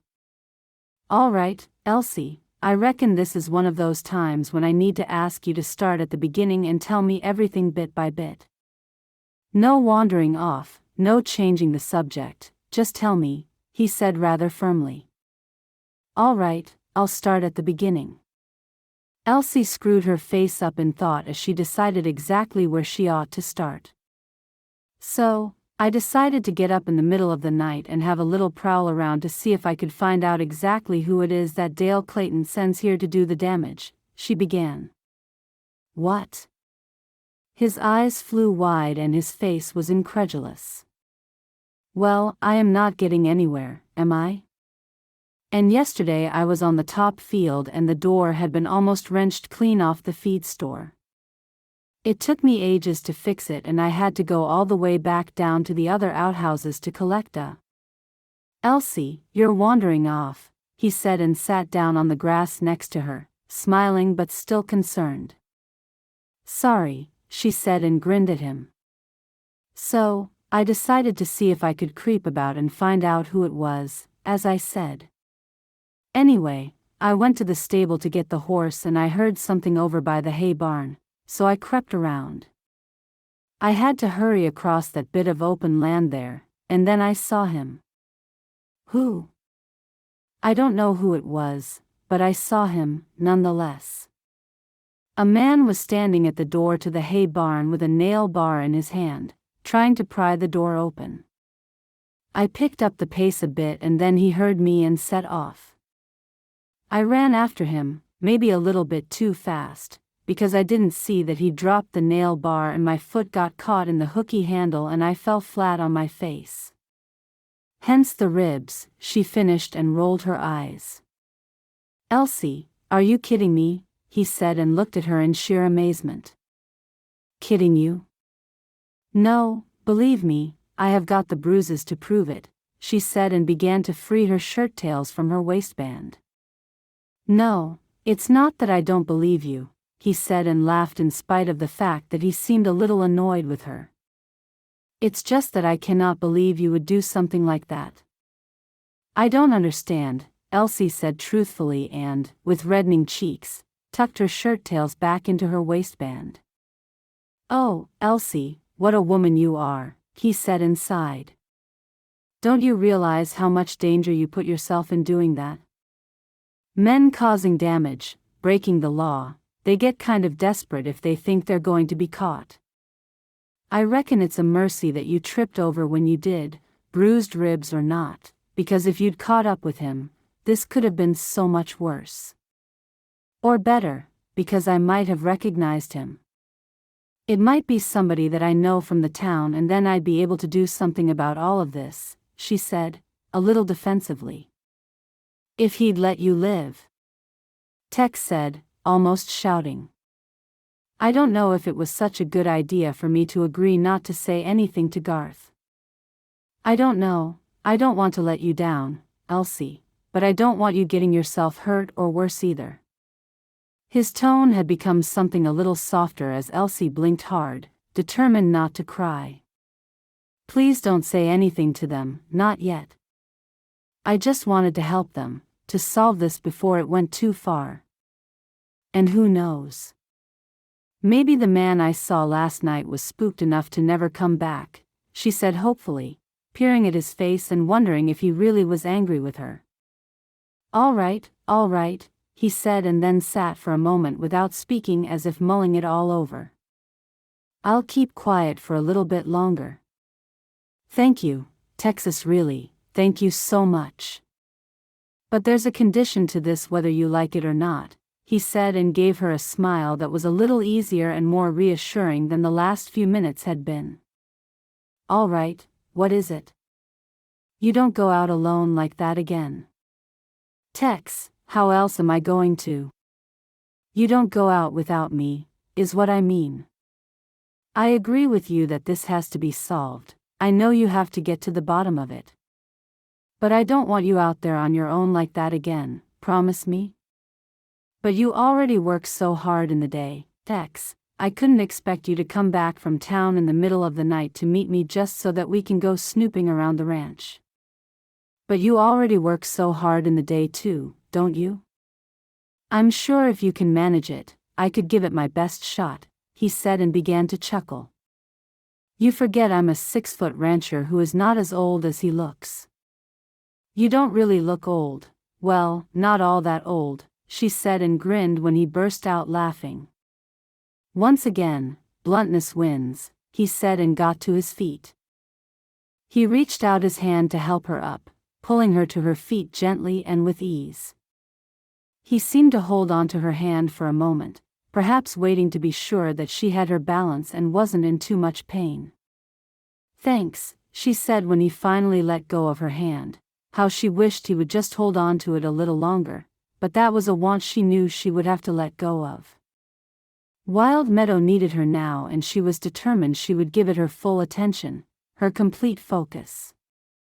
And who knew, perhaps in doing so, she might find the piece of distraction from her swirling feelings. "I want to give it a week, though," he said, and talked over her when she began to speak. "No arguments, those ribs need to be healed first. Just take it a little easier out on the ranch, ride a little slower, and don't jump down from your saddle and land like a 200-pound man. Just go easy on yourself is what I'm saying, Elsie." "All right, I'm listening. I'm listening and taking it in, and I'm agreeing," she said, with a comical air of exasperation. "Then we have a deal, Elsie Meadows," he said, and nodded at her. "Right, I've got work to do." "Me too," she said, and carefully, almost painstakingly, she climbed up onto the saddle. "And thanks again, Tex, I really do appreciate it."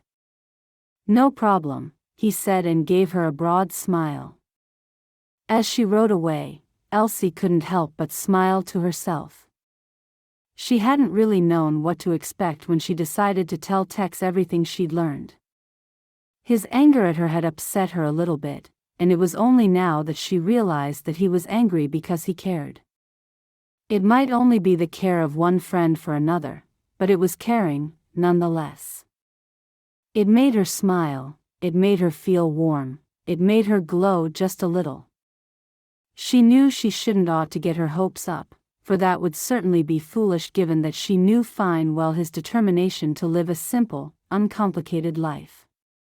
However, there was something about the idea of meeting him secretly in the middle of the night which appealed to her, almost made her feel a little romantic. It felt like a secret, just like the kiss, even though she knew that it was only to a practical end. "You've got to stop this," she said to herself in a long and exasperated hiss. This wasn't a romantic liaison. This wasn't two young lovers who had to creep about in the darkness, meeting in secret. This was a young woman trying to find out exactly who was taking a nail bar to her beloved Wild Meadow, a young woman who had been offered every assistance by a good and kind man. A friend.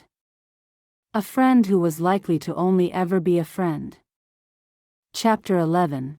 Although he didn't necessarily like the idea, Tex had agreed to meet Elsie on the west side of the ranch by the river. She didn't want to meet near the house, in case their movements woke her family.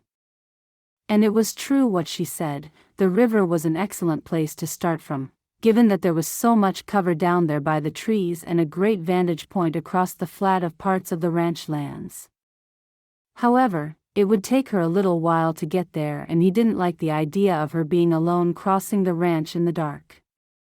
With that in mind, he'd arrived half an hour earlier than planned, tethered his horse by the river, and crept around the edge of the perimeter fencing to look for any sign of her approaching. That way at least he could watch her progress and see if she ran into any difficulties.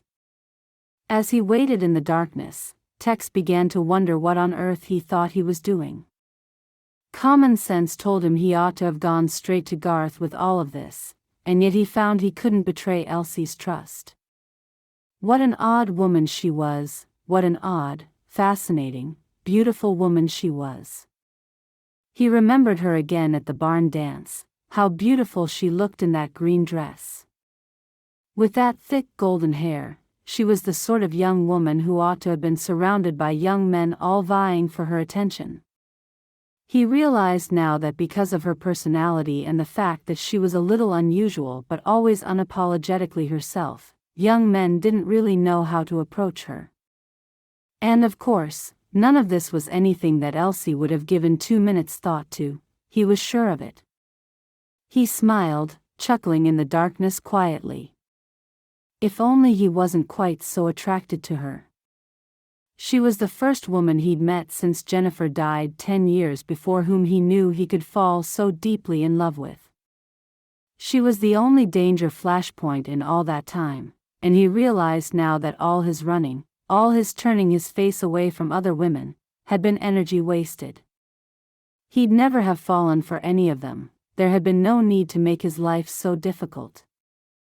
He saw rather than heard Elsie approaching, walking her horse so slowly that his hooves barely made a sound as they went.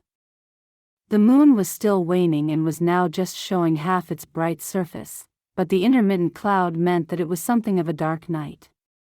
What other young woman would have the fortitude to slowly plod along through the darkness and not give in to the temptation to canter across those fields until she reached the safety of the man whom she had chosen to meet? He stepped to the edge of the perimeter fencing, waving his arms so that she would make her way to him. He opened the gate without a sound and she slowly led her horse through it and down onto the riverbank. "Thank you for coming, Tex," she said in hushed tones as she slid out of the saddle. "How could I not?" he said and laughed. "So, where do you want to begin?"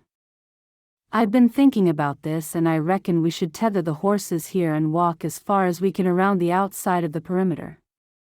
If we make our way over to the point where the trees begin again, we can see down the slope and right across to the east side. If we see anything unusual in the distance, we can run back for the horses and still have a good chance of catching up with whoever is out there." "Good plan, come on," he said, and they immediately set off. Their silence now was a necessity, keeping their presence unknown to anybody who might be out there. But it was as comfortable a silence as always existed between them, and Tex found it so relaxing, despite their current occupation. For a woman wearing trousers and heavy boots with a propensity to tread heavily, Elsie was extraordinarily graceful when she put her mind to it. While Tex stood on the occasional dry twig and created a little minimal noise as he went, Elsie moved like a cat, stepping on nothing untoward and emitting no sound whatsoever. Finally, something caught Tex's eye in the distance. It was not too far away either, and he took Elsie by the arm to stop her and silently pointed some 200 yards ahead of them. There, a man was crouched on the inside of the perimeter. He'd climbed over the fencing and was working away, muted sawing sounds drifting across the otherwise silent night. He was so intent on what he was doing, with his back to them, that Tex was in no doubt whatsoever that they would catch up with him. You carry on around this side of the perimeter, X, and I'll creep across the open plain behind him. Between us, we should catch him, Elsie said, breathing the words into his ear in a way which made him almost unable to concentrate. He nodded and helped her to climb silently over the fencing so that she was inside the bounds of the ranch. He watched as she patiently walked through the darkness, slow and steady, just as he was doing around the perimeter. By the time he reached the place where the man was still determinedly cutting through the word, Elsie was already standing behind him. "What are you doing?" Tex said when Elsie nodded, and the man, gasping with surprise, stood up and turned to run away. However, despite her small stature, Elsie stood firm behind him, her arms folded across her chest and her feet braced wide. The man ran into her and gasped again, falling backward and sitting on the grass without moving. He was caught, and he knew he was. Elsie crouched down in front of him and peered at his face, and then stood up and placed her hands on her hips. "Billy Swain, why would you do this?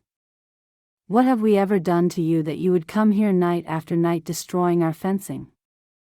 Elsie said, and sounded more hurt than angry. Tex climbed over the fence to join her, but this was her ranch and he remained a silent sentinel, leaving her to say whatever it was she felt must be said.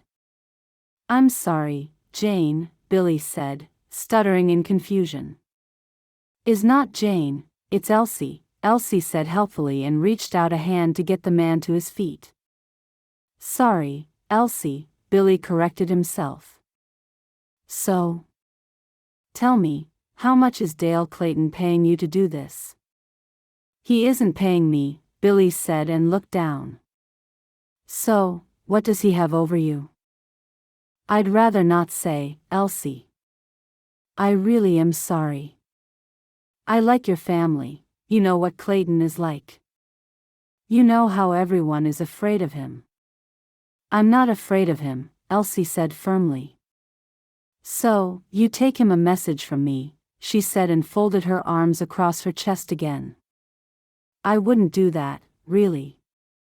Look, I promise I'll never do this again. I'll just tell Clayton that I'm still cutting holes, but I won't do it.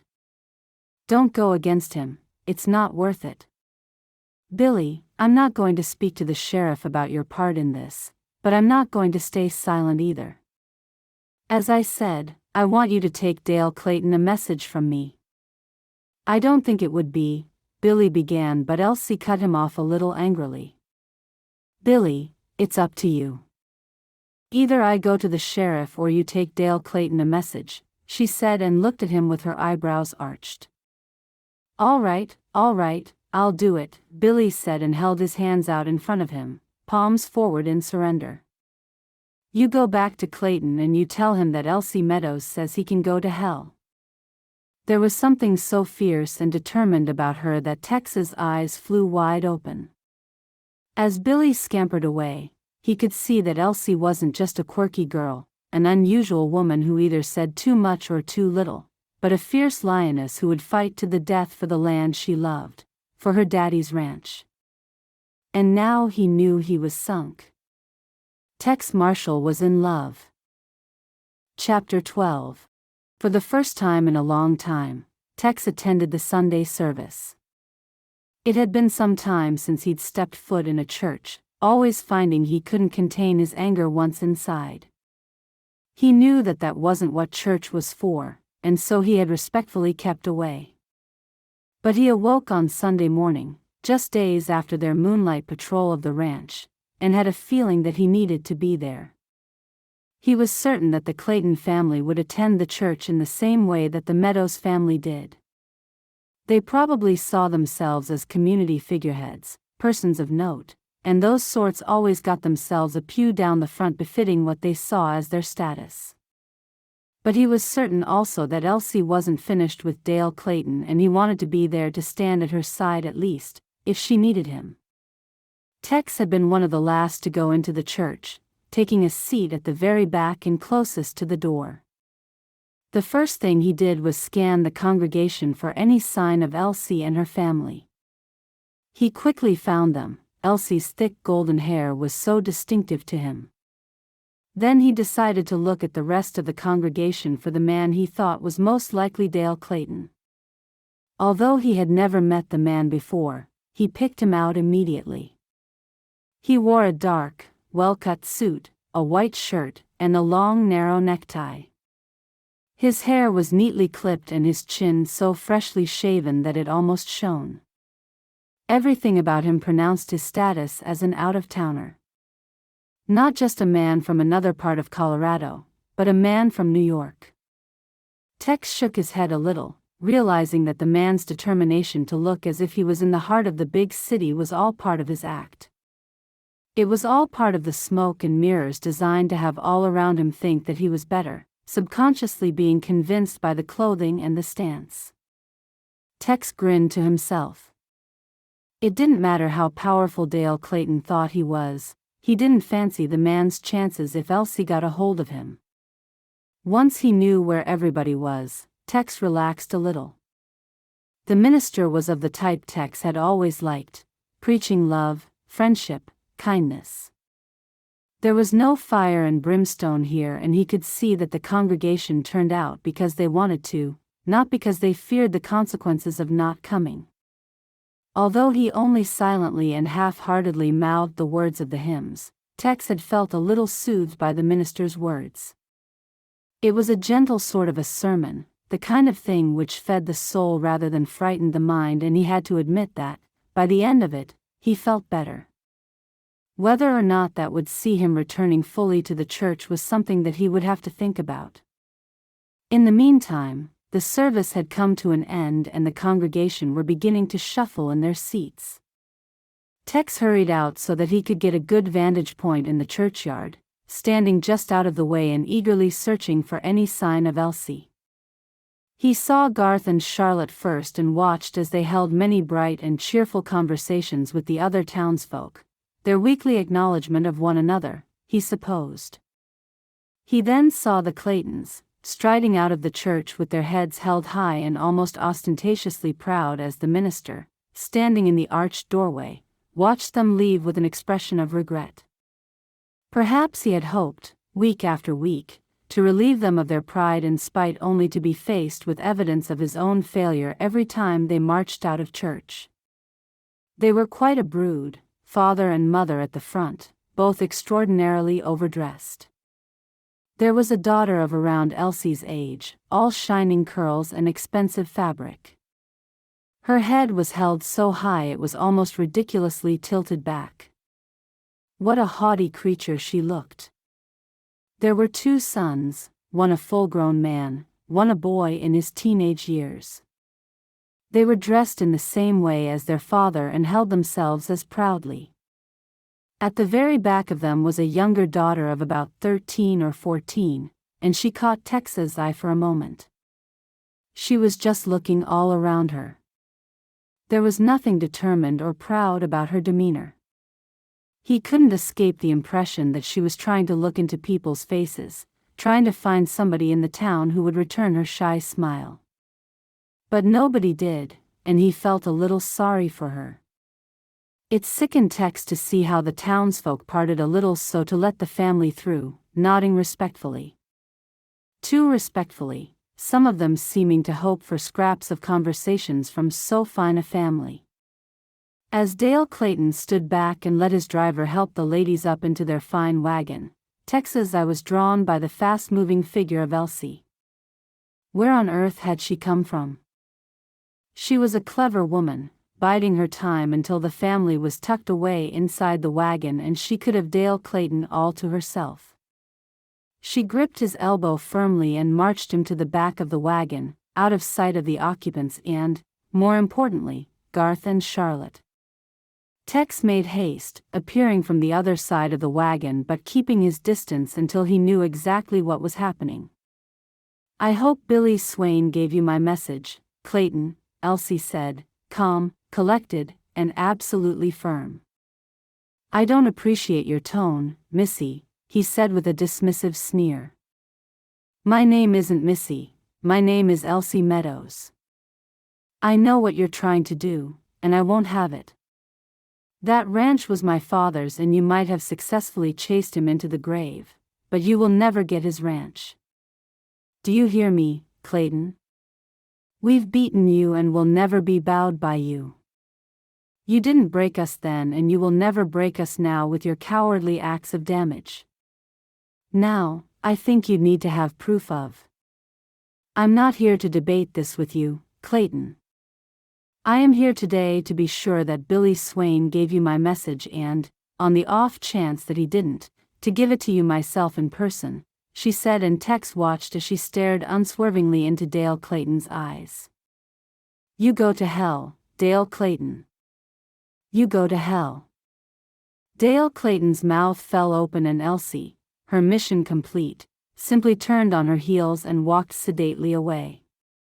Tex watched as Dale Clayton stared after her, and it was then that he saw something in that man's eyes that he didn't like. Tex hovered until Clayton finally climbed up into his wagon and disappeared. He looked over at Elsie and could see that she seemed perfectly relaxed and happy. She really was something else.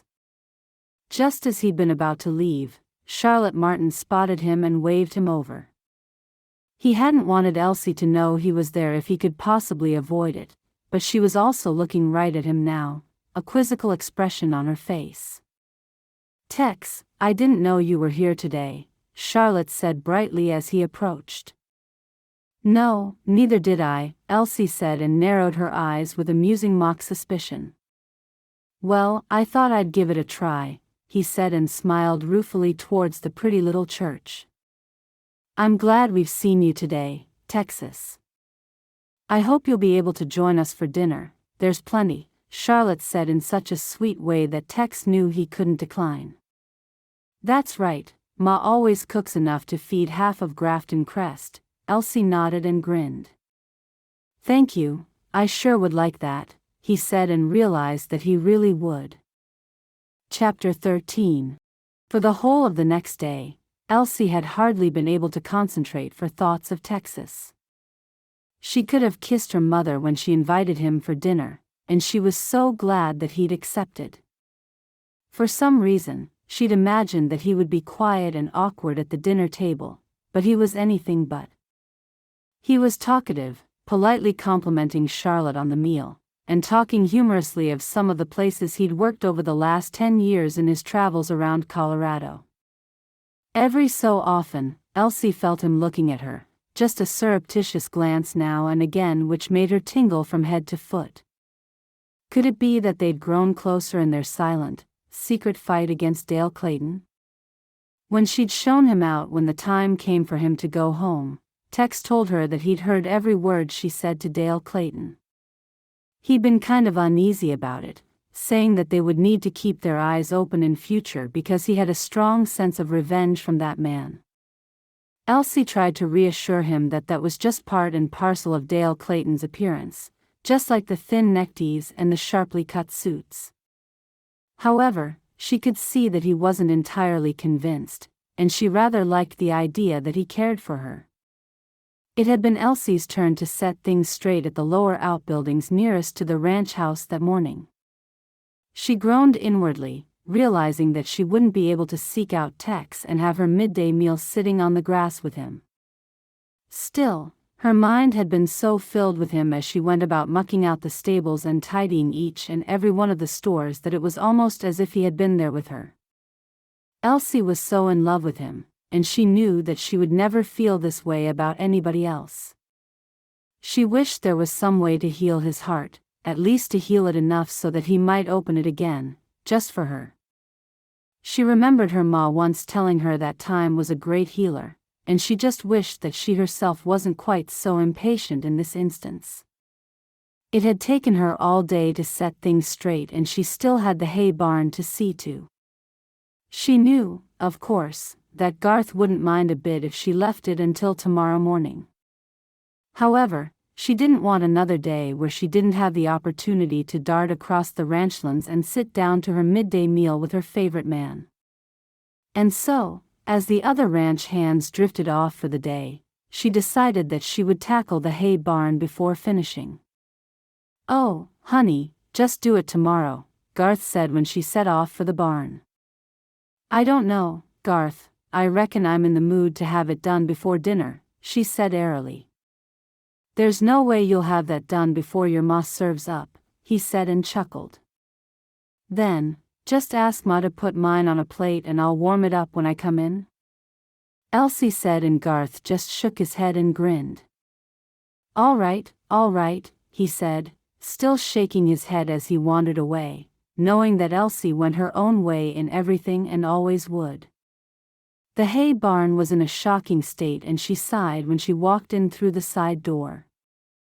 Hay was a messy business, right enough, but all the ranch hands, herself included, certainly knew how to leave a trail of destruction behind them each time they went in.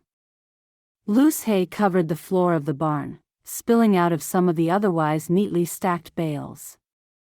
She would sweep it all up into a neat pile and tie it. She didn't want to waste it, after all. She would create her own curiously shaped hay bale out of the bits. But first things first, the hayloft needed a little rearranging. While most of the stored hay up in the loft was neatly done, there were a few stray bales where the last person to go up there had pulled them down ready to tip them over the edge for use below. She climbed up the ladder. It would only take her a minute to push the bales back from the edge and neaten it all up. Elsie had only been up there a matter of minutes when she heard the side door swing open. She stared across from behind the hay bales to see who was coming but saw nothing more than an arm brandishing an old oil lamp. To her horror, whoever it was, threw the oil lamp to land squarely in the middle of the untidy bales of bone-dry hay. The glass shattered and there was a great whoosh as the flames flew, igniting the oil which spilled out all around. She cried out, but whoever it was had already pulled the door shut, leaving her in the burning hay barn alone. She scampered to the edge of the hayloft, ready to step onto the ladder and escape.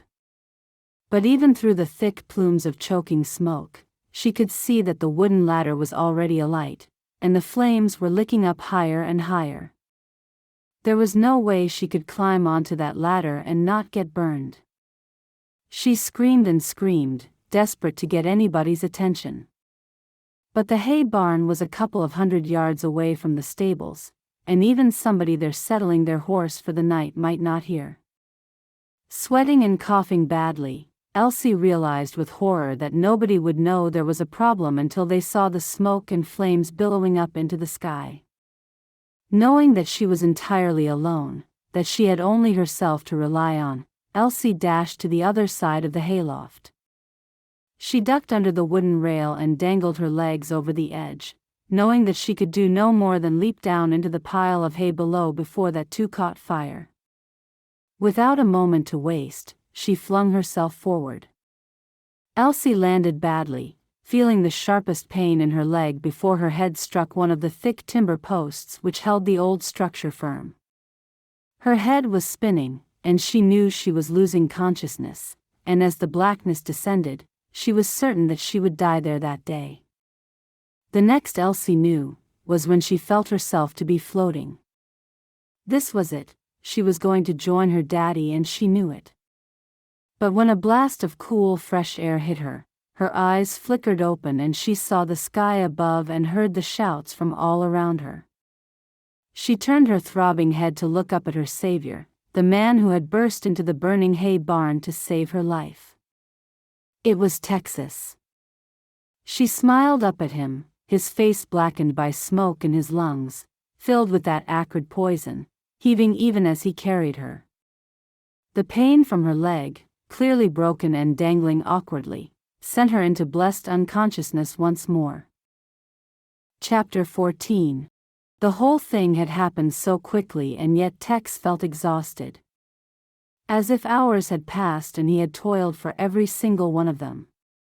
His face and clothes were still black as he sat alone in the kitchen of the ranch house. He'd been in the stables when the fire began, first detecting the faintest trace of burning on the air before hearing a muffled scream in the distance. He'd known by instinct that it was Elsie. He'd known that she needed him. When he'd rounded the stables to see the first of the flames, he'd run for the hay barn. It was some distance from the stables, and that distance seemed to grow the harder and faster he ran. By the time he'd arrived, the whole place was alight. He'd first kicked open the side door, only to be greeted by furious heat and flames. He went around the front, thanking God that the large double doors they hardly ever used were unlocked. He pulled them open and darted in, the thick smoke filling his lungs almost immediately. He cried out for her, but her name was unrecognizable on his lips. It was just a choke, a rough bark of a cough, and he heard nothing in response. It was just by chance that he saw the soles of her boots through the smoke and knew that she was laying in just about the only clump of hay that was not yet on fire. With no oxygen in his lungs at all, he crawled over to her and lifted her, turning and racing for the door in the seconds before the hay she had been laying on finally caught light. He hadn't seen her regain consciousness briefly, he was so intent on getting her away from the burning building. The other ranch hands, those who had only just begun to wander away from Wild Meadow, had heard Garth's shouts and seen the smoke, and they all came running back. They immediately set about getting water to the barn, although Tex knew that, in the end, it couldn't be saved. They would just have to let it burn out and be grateful that it was so far from the stable and the ranch house that the fire wouldn't spread. He carried the unconscious Elsie straight into the ranch house, amazed to see how quickly her mother pulled herself together and led him into Elsie's room. She listened to her daughter's chest, nodding at Tex to indicate that her beloved child was still breathing.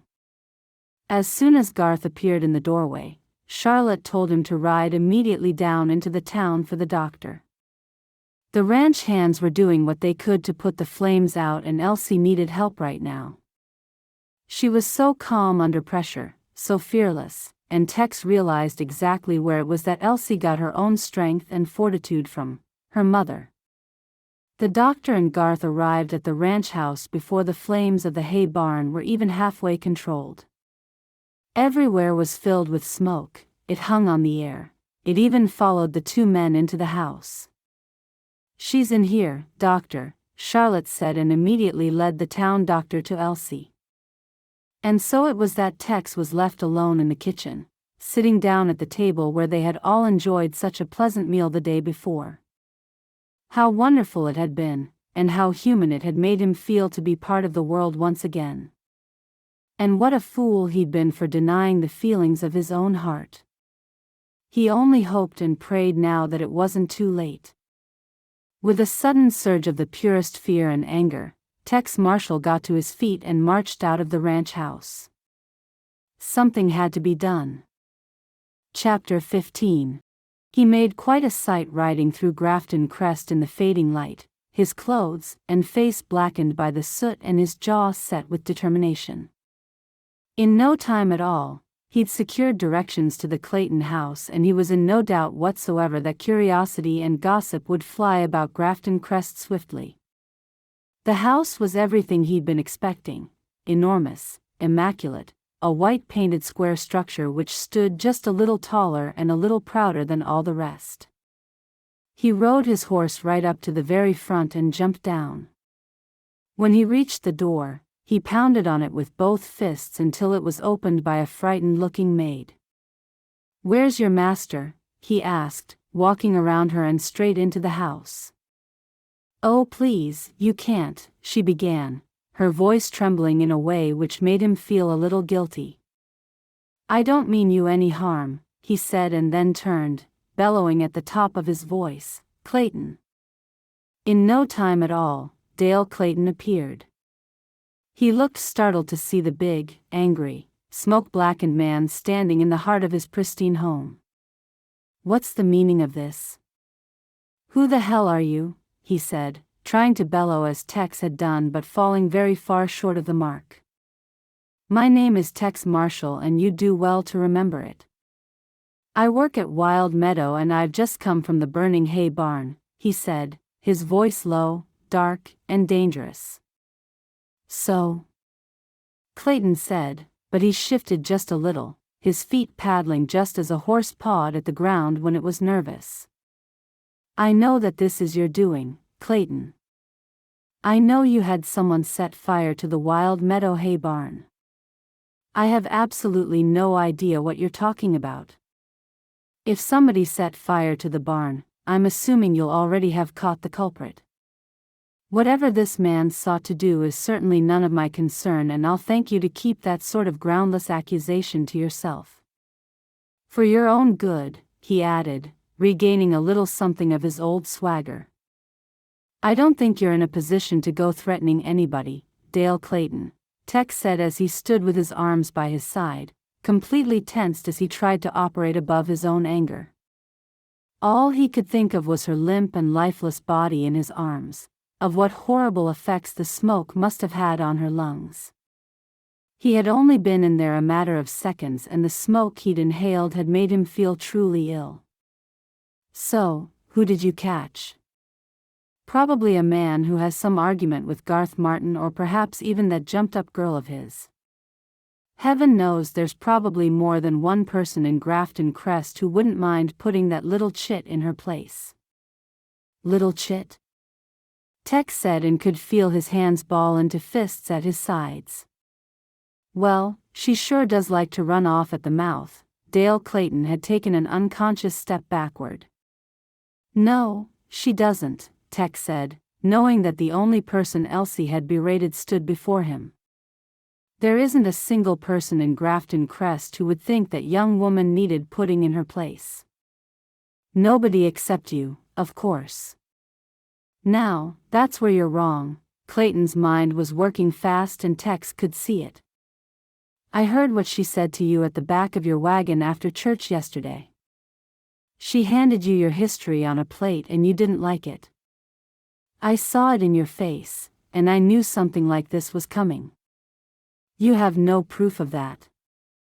I'm sure, when you question the man who committed this terrible crime, he'll tell you that he acted of his own accord.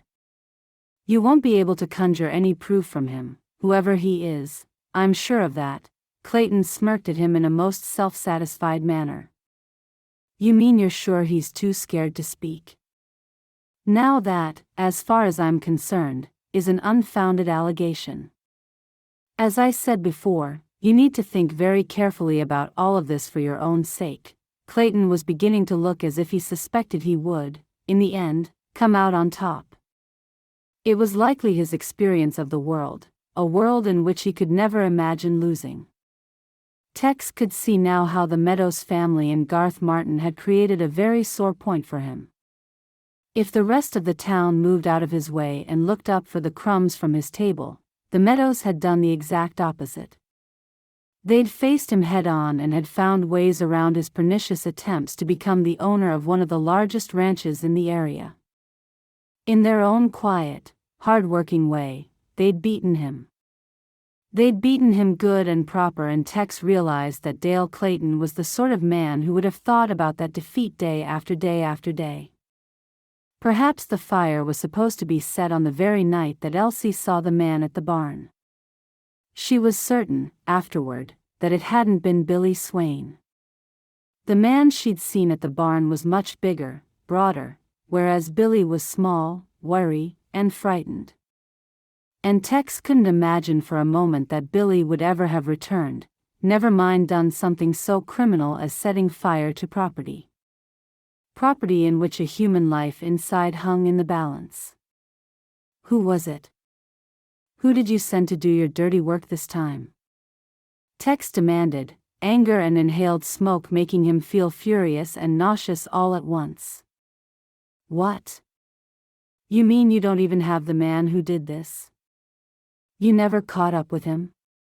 The smile which crossed Clayton's face at that moment reminded Tex of a hyena. You come here with your accusations when all you have is a burning barn?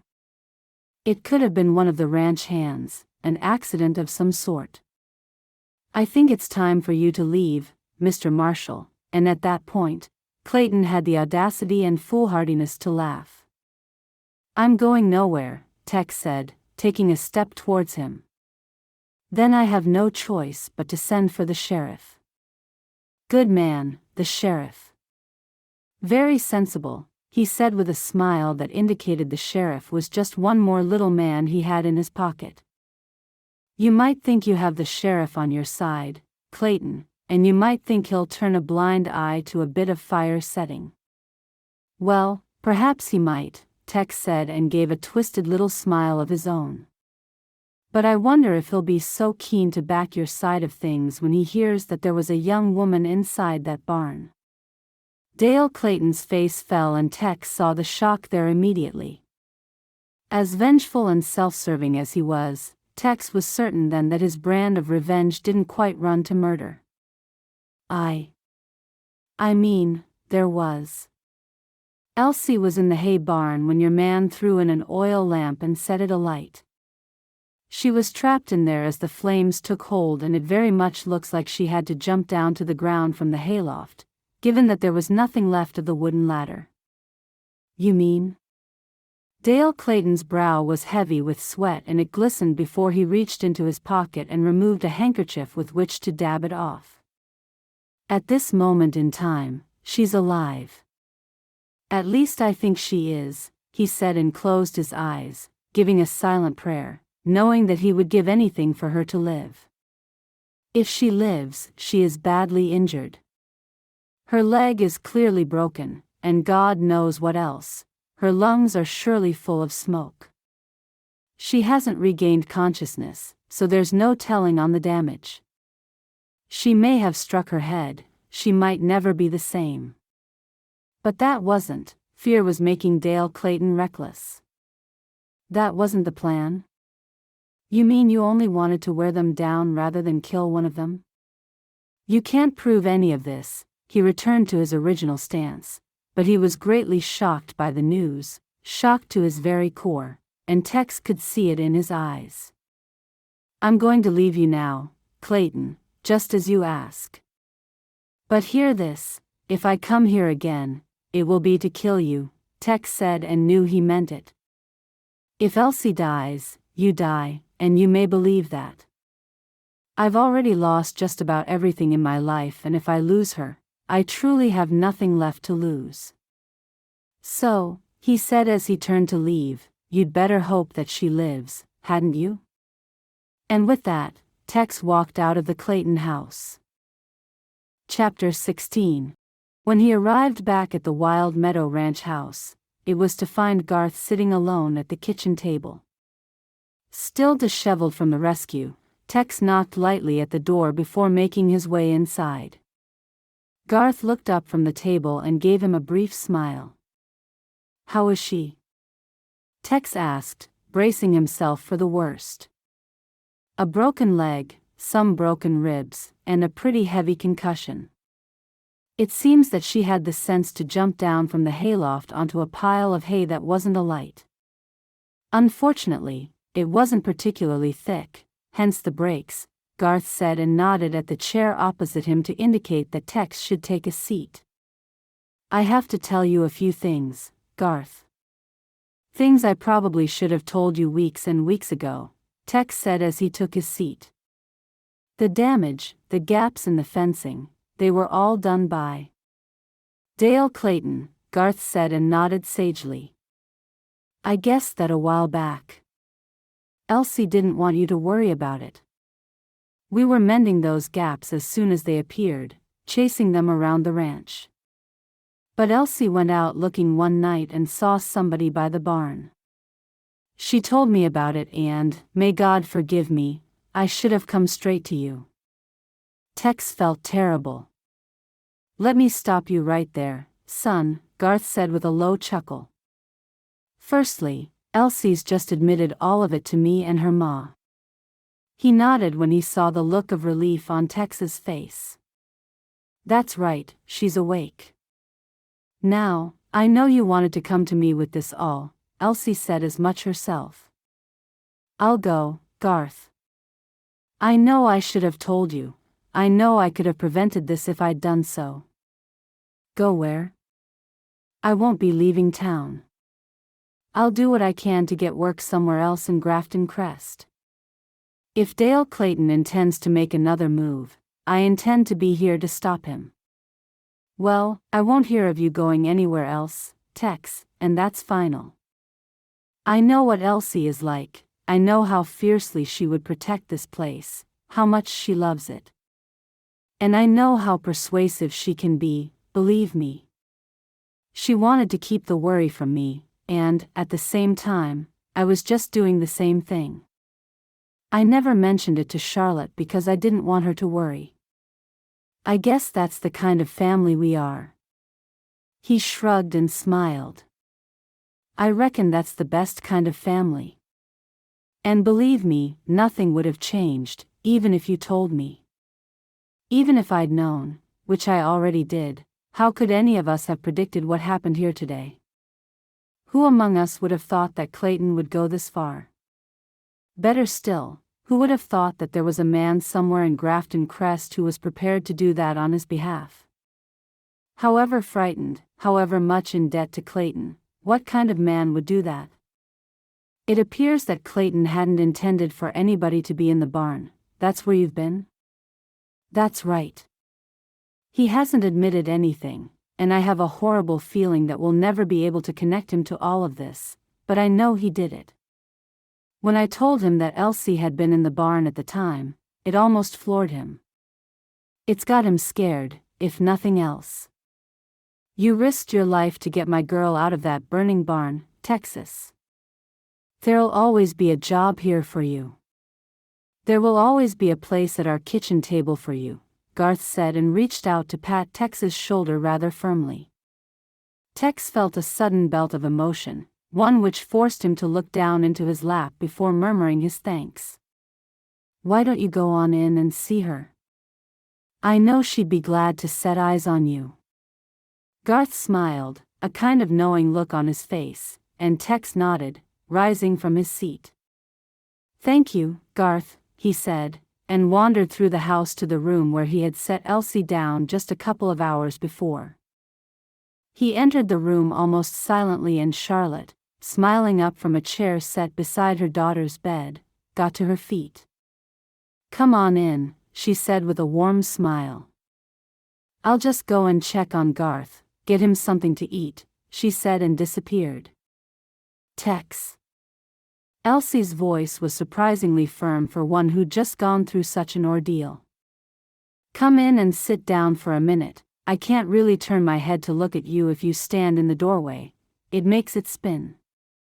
All right, Tex said and chuckled. Even now, she made his heart feel light, and it wasn't just the relief that the woman he loved had survived. He settled down in the chair and looked at her closely. Charlotte had cleaned her up, and there wasn't a hint of the thick black soot clinging to her. He remembered his own state and looked down at his hands, still blackened. You look different, Elsie said and laughed. Oh, she said and raised her hand to her forehead. Are you in pain? No, not really. The doc gave me a shot of something, and the pain is all gone. He even managed to set my leg straight and bind it out without me making a sound. It's strong stuff though, and my head is a little bit fuzzy. I reckon you must have taken a hit to the head. Garth says you've got a concussion. Yes, after I landed, before I sort of came to my final resting place, I whacked my head hard against one of the timber columns. There's a real big bump. Here, feel, she said, and he did just that.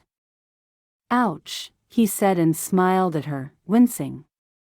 You saved my life, she said, suddenly serious in a way which made him sit up a little straighter. I knew I was going to die in there, and I thought I had died. I could feel myself floating, like I was being lifted up to heaven. I opened my eyes for just a second and saw your face. I knew I was going to be all right then, that I was going to live. I don't know how I'm ever going to thank you for what you did. I can think of a way you can thank me, Tex said and grinned at her. Oh, she said, her eyes wide and her expression a little scandalized. Oh, for heaven's sake, he said with some exasperation. That isn't what I meant. Well, not entirely, he gave in to a little chuckle. Then what did you mean? She asked, chuckling also. What I was going to say is that you could repay me by marrying me.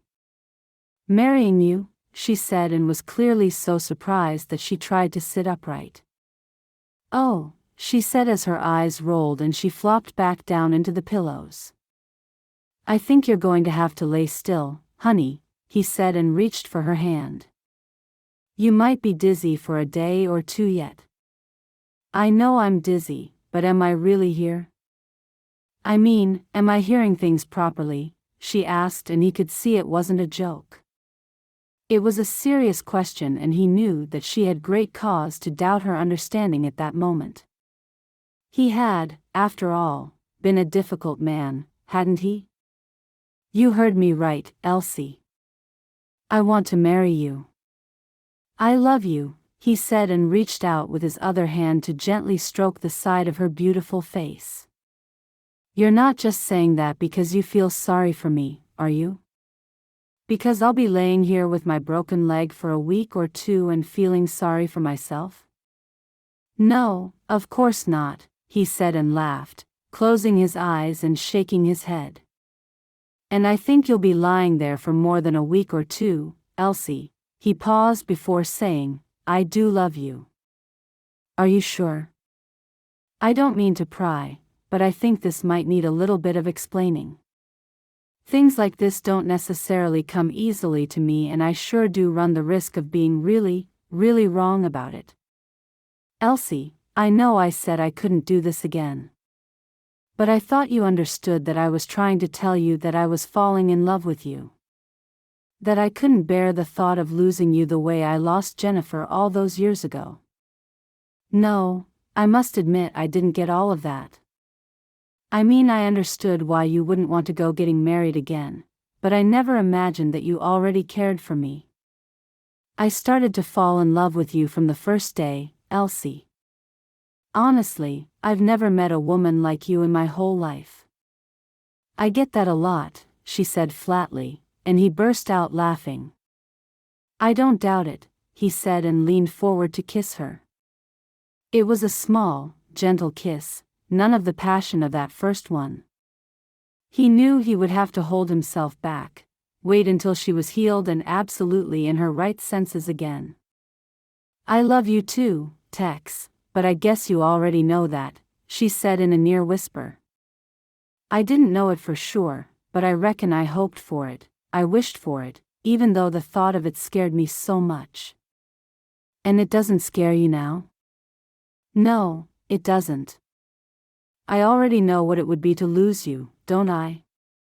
When I carried you out of the barn, I thought I'd already lost you. And that's when it hit me, just how much of a fool I'd been. I don't know who wrote that thing about it being better to have loved and lost than never to have loved, but whoever it was, he was absolutely right. I knew then that I couldn't live without you, Elsie Meadows, and I vowed to myself to come and tell you all about it if God gave me a second chance and spared your life. Then I will marry you, Texas. I'll be your wife and nothing in the world will make me happier than that, she said, her bright blue eyes shining and her beautiful smile wider than he'd ever seen it. Oh, and it's Tennyson, she added as an afterthought. What is? The poem that line comes from. It's Alfred Lord Tennyson. I have the distinct feeling that you are going to surprise me every single day of my life, he said and laughed, shaking his head and looking up to the heavens as if he couldn't quite believe how that day had turned out. I sure will do my best. Chapter 17. I hope you're not thinking of dancing on that leg of yours tonight, Elsie. Pete bellowed loudly when Tex and Elsie made their way into the town barn for the dance. It's fully mended now, Elsie said and laughed. But even if it wasn't, even if I only had one leg, I reckon I'd still be a better dancer than you, she finished, and the whole crew of ranch hands who had attended the barn that night burst into loud, raucous laughter. You've always got to have the last word, haven't you? Pete said, but looked absolutely thrilled to see his colleague back to full health again. Elsie didn't say a word, she just held her lips together with her thumb and forefinger, her eyes shining.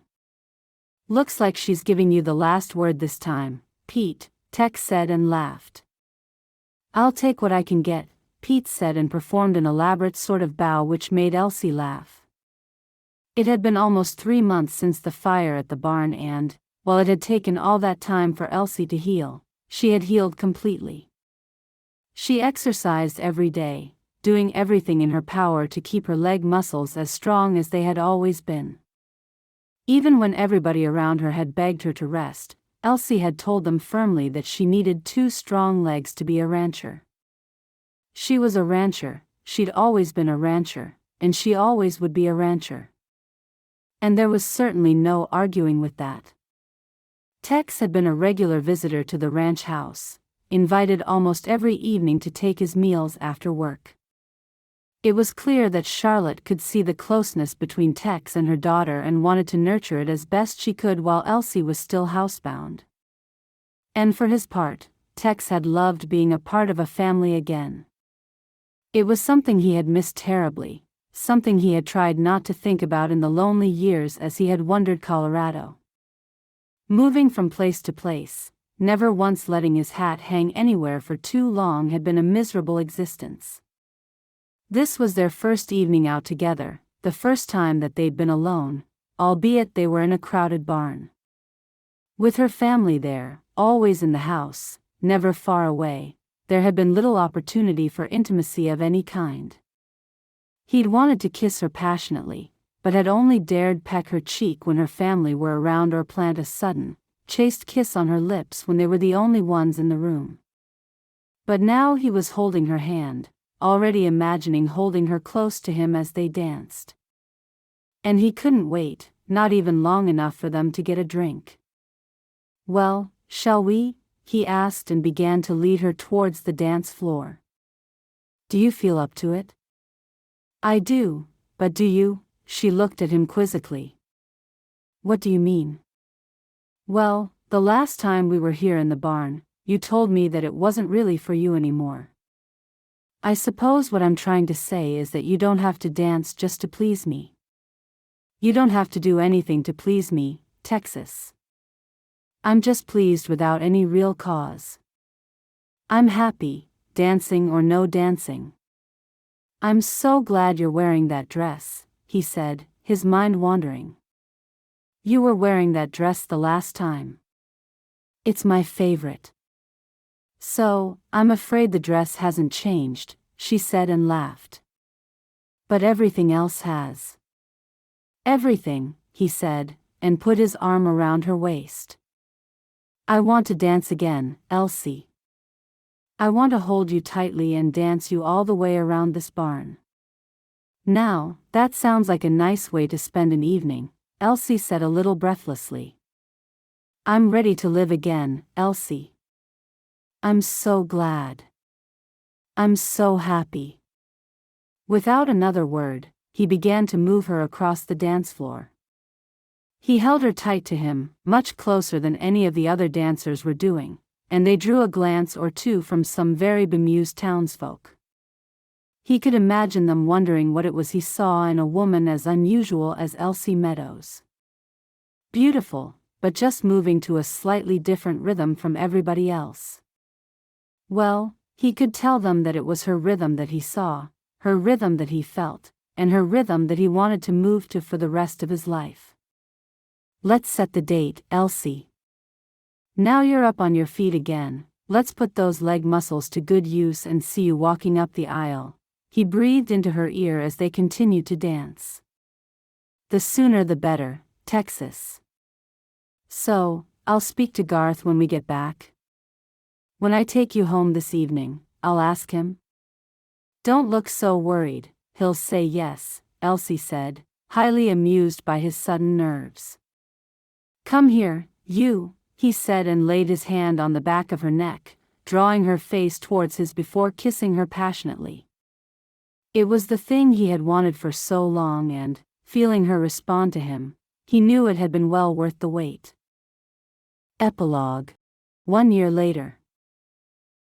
"I reckon we need to sit down tonight, Tex," and have a conversation about more ranch hands," Garth said, as he, Tex, and Elsie sat at the kitchen table gratefully devouring the fine breakfast that Charlotte had made for them. "I must admit, I have been thinking about it. I reckon we will need more than one," he went on and looked at Elsie for confirmation. "I've been thinking about it too, and I think it wouldn't hurt us to get 3 or 4. As far as I can see, this is just the beginning. The days of us having to work every bit of the land ourselves has gone. And we couldn't now, not with having so much more land. We haven't doubled in size, but surely we're not far off," Elsie said before taking a huge bite of bread and butter. "I agree," Garth said, and the three of them fell silent for a moment as they began to eat. "Who'd have thought we'd ever be having this conversation?" Charlotte said, sitting down to her own meal now that she had seen to it that her 3 workers had extremely full plates. "We've been improving year on year, Ma," Elsie said, reaching for the mug of steaming hot coffee. "I know we have, but I know with certainty that we're now a long way from the days when it was just you girls and Garth out there with no more than 2 ranch hands. I guess this feels like real security at last." Tex and Elsie had been married for 8 months. While they were both hoping that children would come along sooner or later, neither one of them imagined for a moment that that would stop Elsie taking her part out on the ranch she loved so much. She was a rancher at heart, an absolute natural, and it would take an army to pry her from that land. Of course, nobody would want to do such a thing. Elsie was not only a fine rancher, but a fine manager, and a much-needed part of the team now that they had expanded so far and so quickly. As soon as they had married, Tex had used all the money from the sale of his old ranch all those years before to buy into Wild Meadow. They had secured more land, perfect land which bordered the original ranch on 3 sides, and had immediately set about acquiring more cattle for breeding.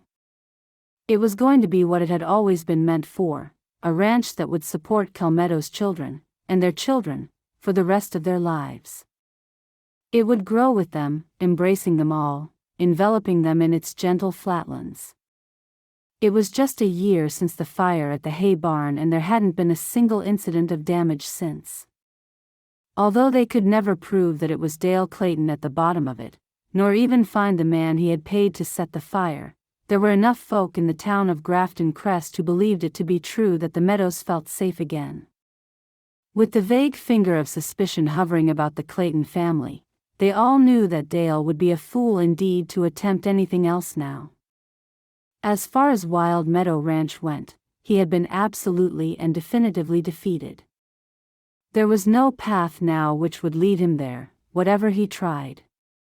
There was no room for him to try anything without the town's suspicions growing deeper and wider. He'd lost and they'd won, and that was all there was to it. Tex was the only one who wasn't entirely sure that they didn't need to watch their backs a little, but he wasn't about to worry any of them with that. It wasn't giving him sleepless nights, and he was determined that it wouldn't give them sleepless nights either. He'd laughed quietly to himself more than once. With an attitude of protection like that, he really had become a part of the great melting pot of the Martin Meadows family. He'd added the name Marshall now, but he knew that they were all equals there, and he had never felt so at home in all his life. "Jane is coming over on Saturday," Charlotte said, changing the subject entirely. "Yes, Jane and David are coming to dinner, and they're bringing baby Alice with them." "Ma, look at your face," Elsie said, unable to resist the temptation to tease. "You're not at all bothered about Jane and David coming, as long as the baby makes her way here." "Now, you know that's not true," Charlotte said, trying to chastise her daughter and cover her own laughter at the same time.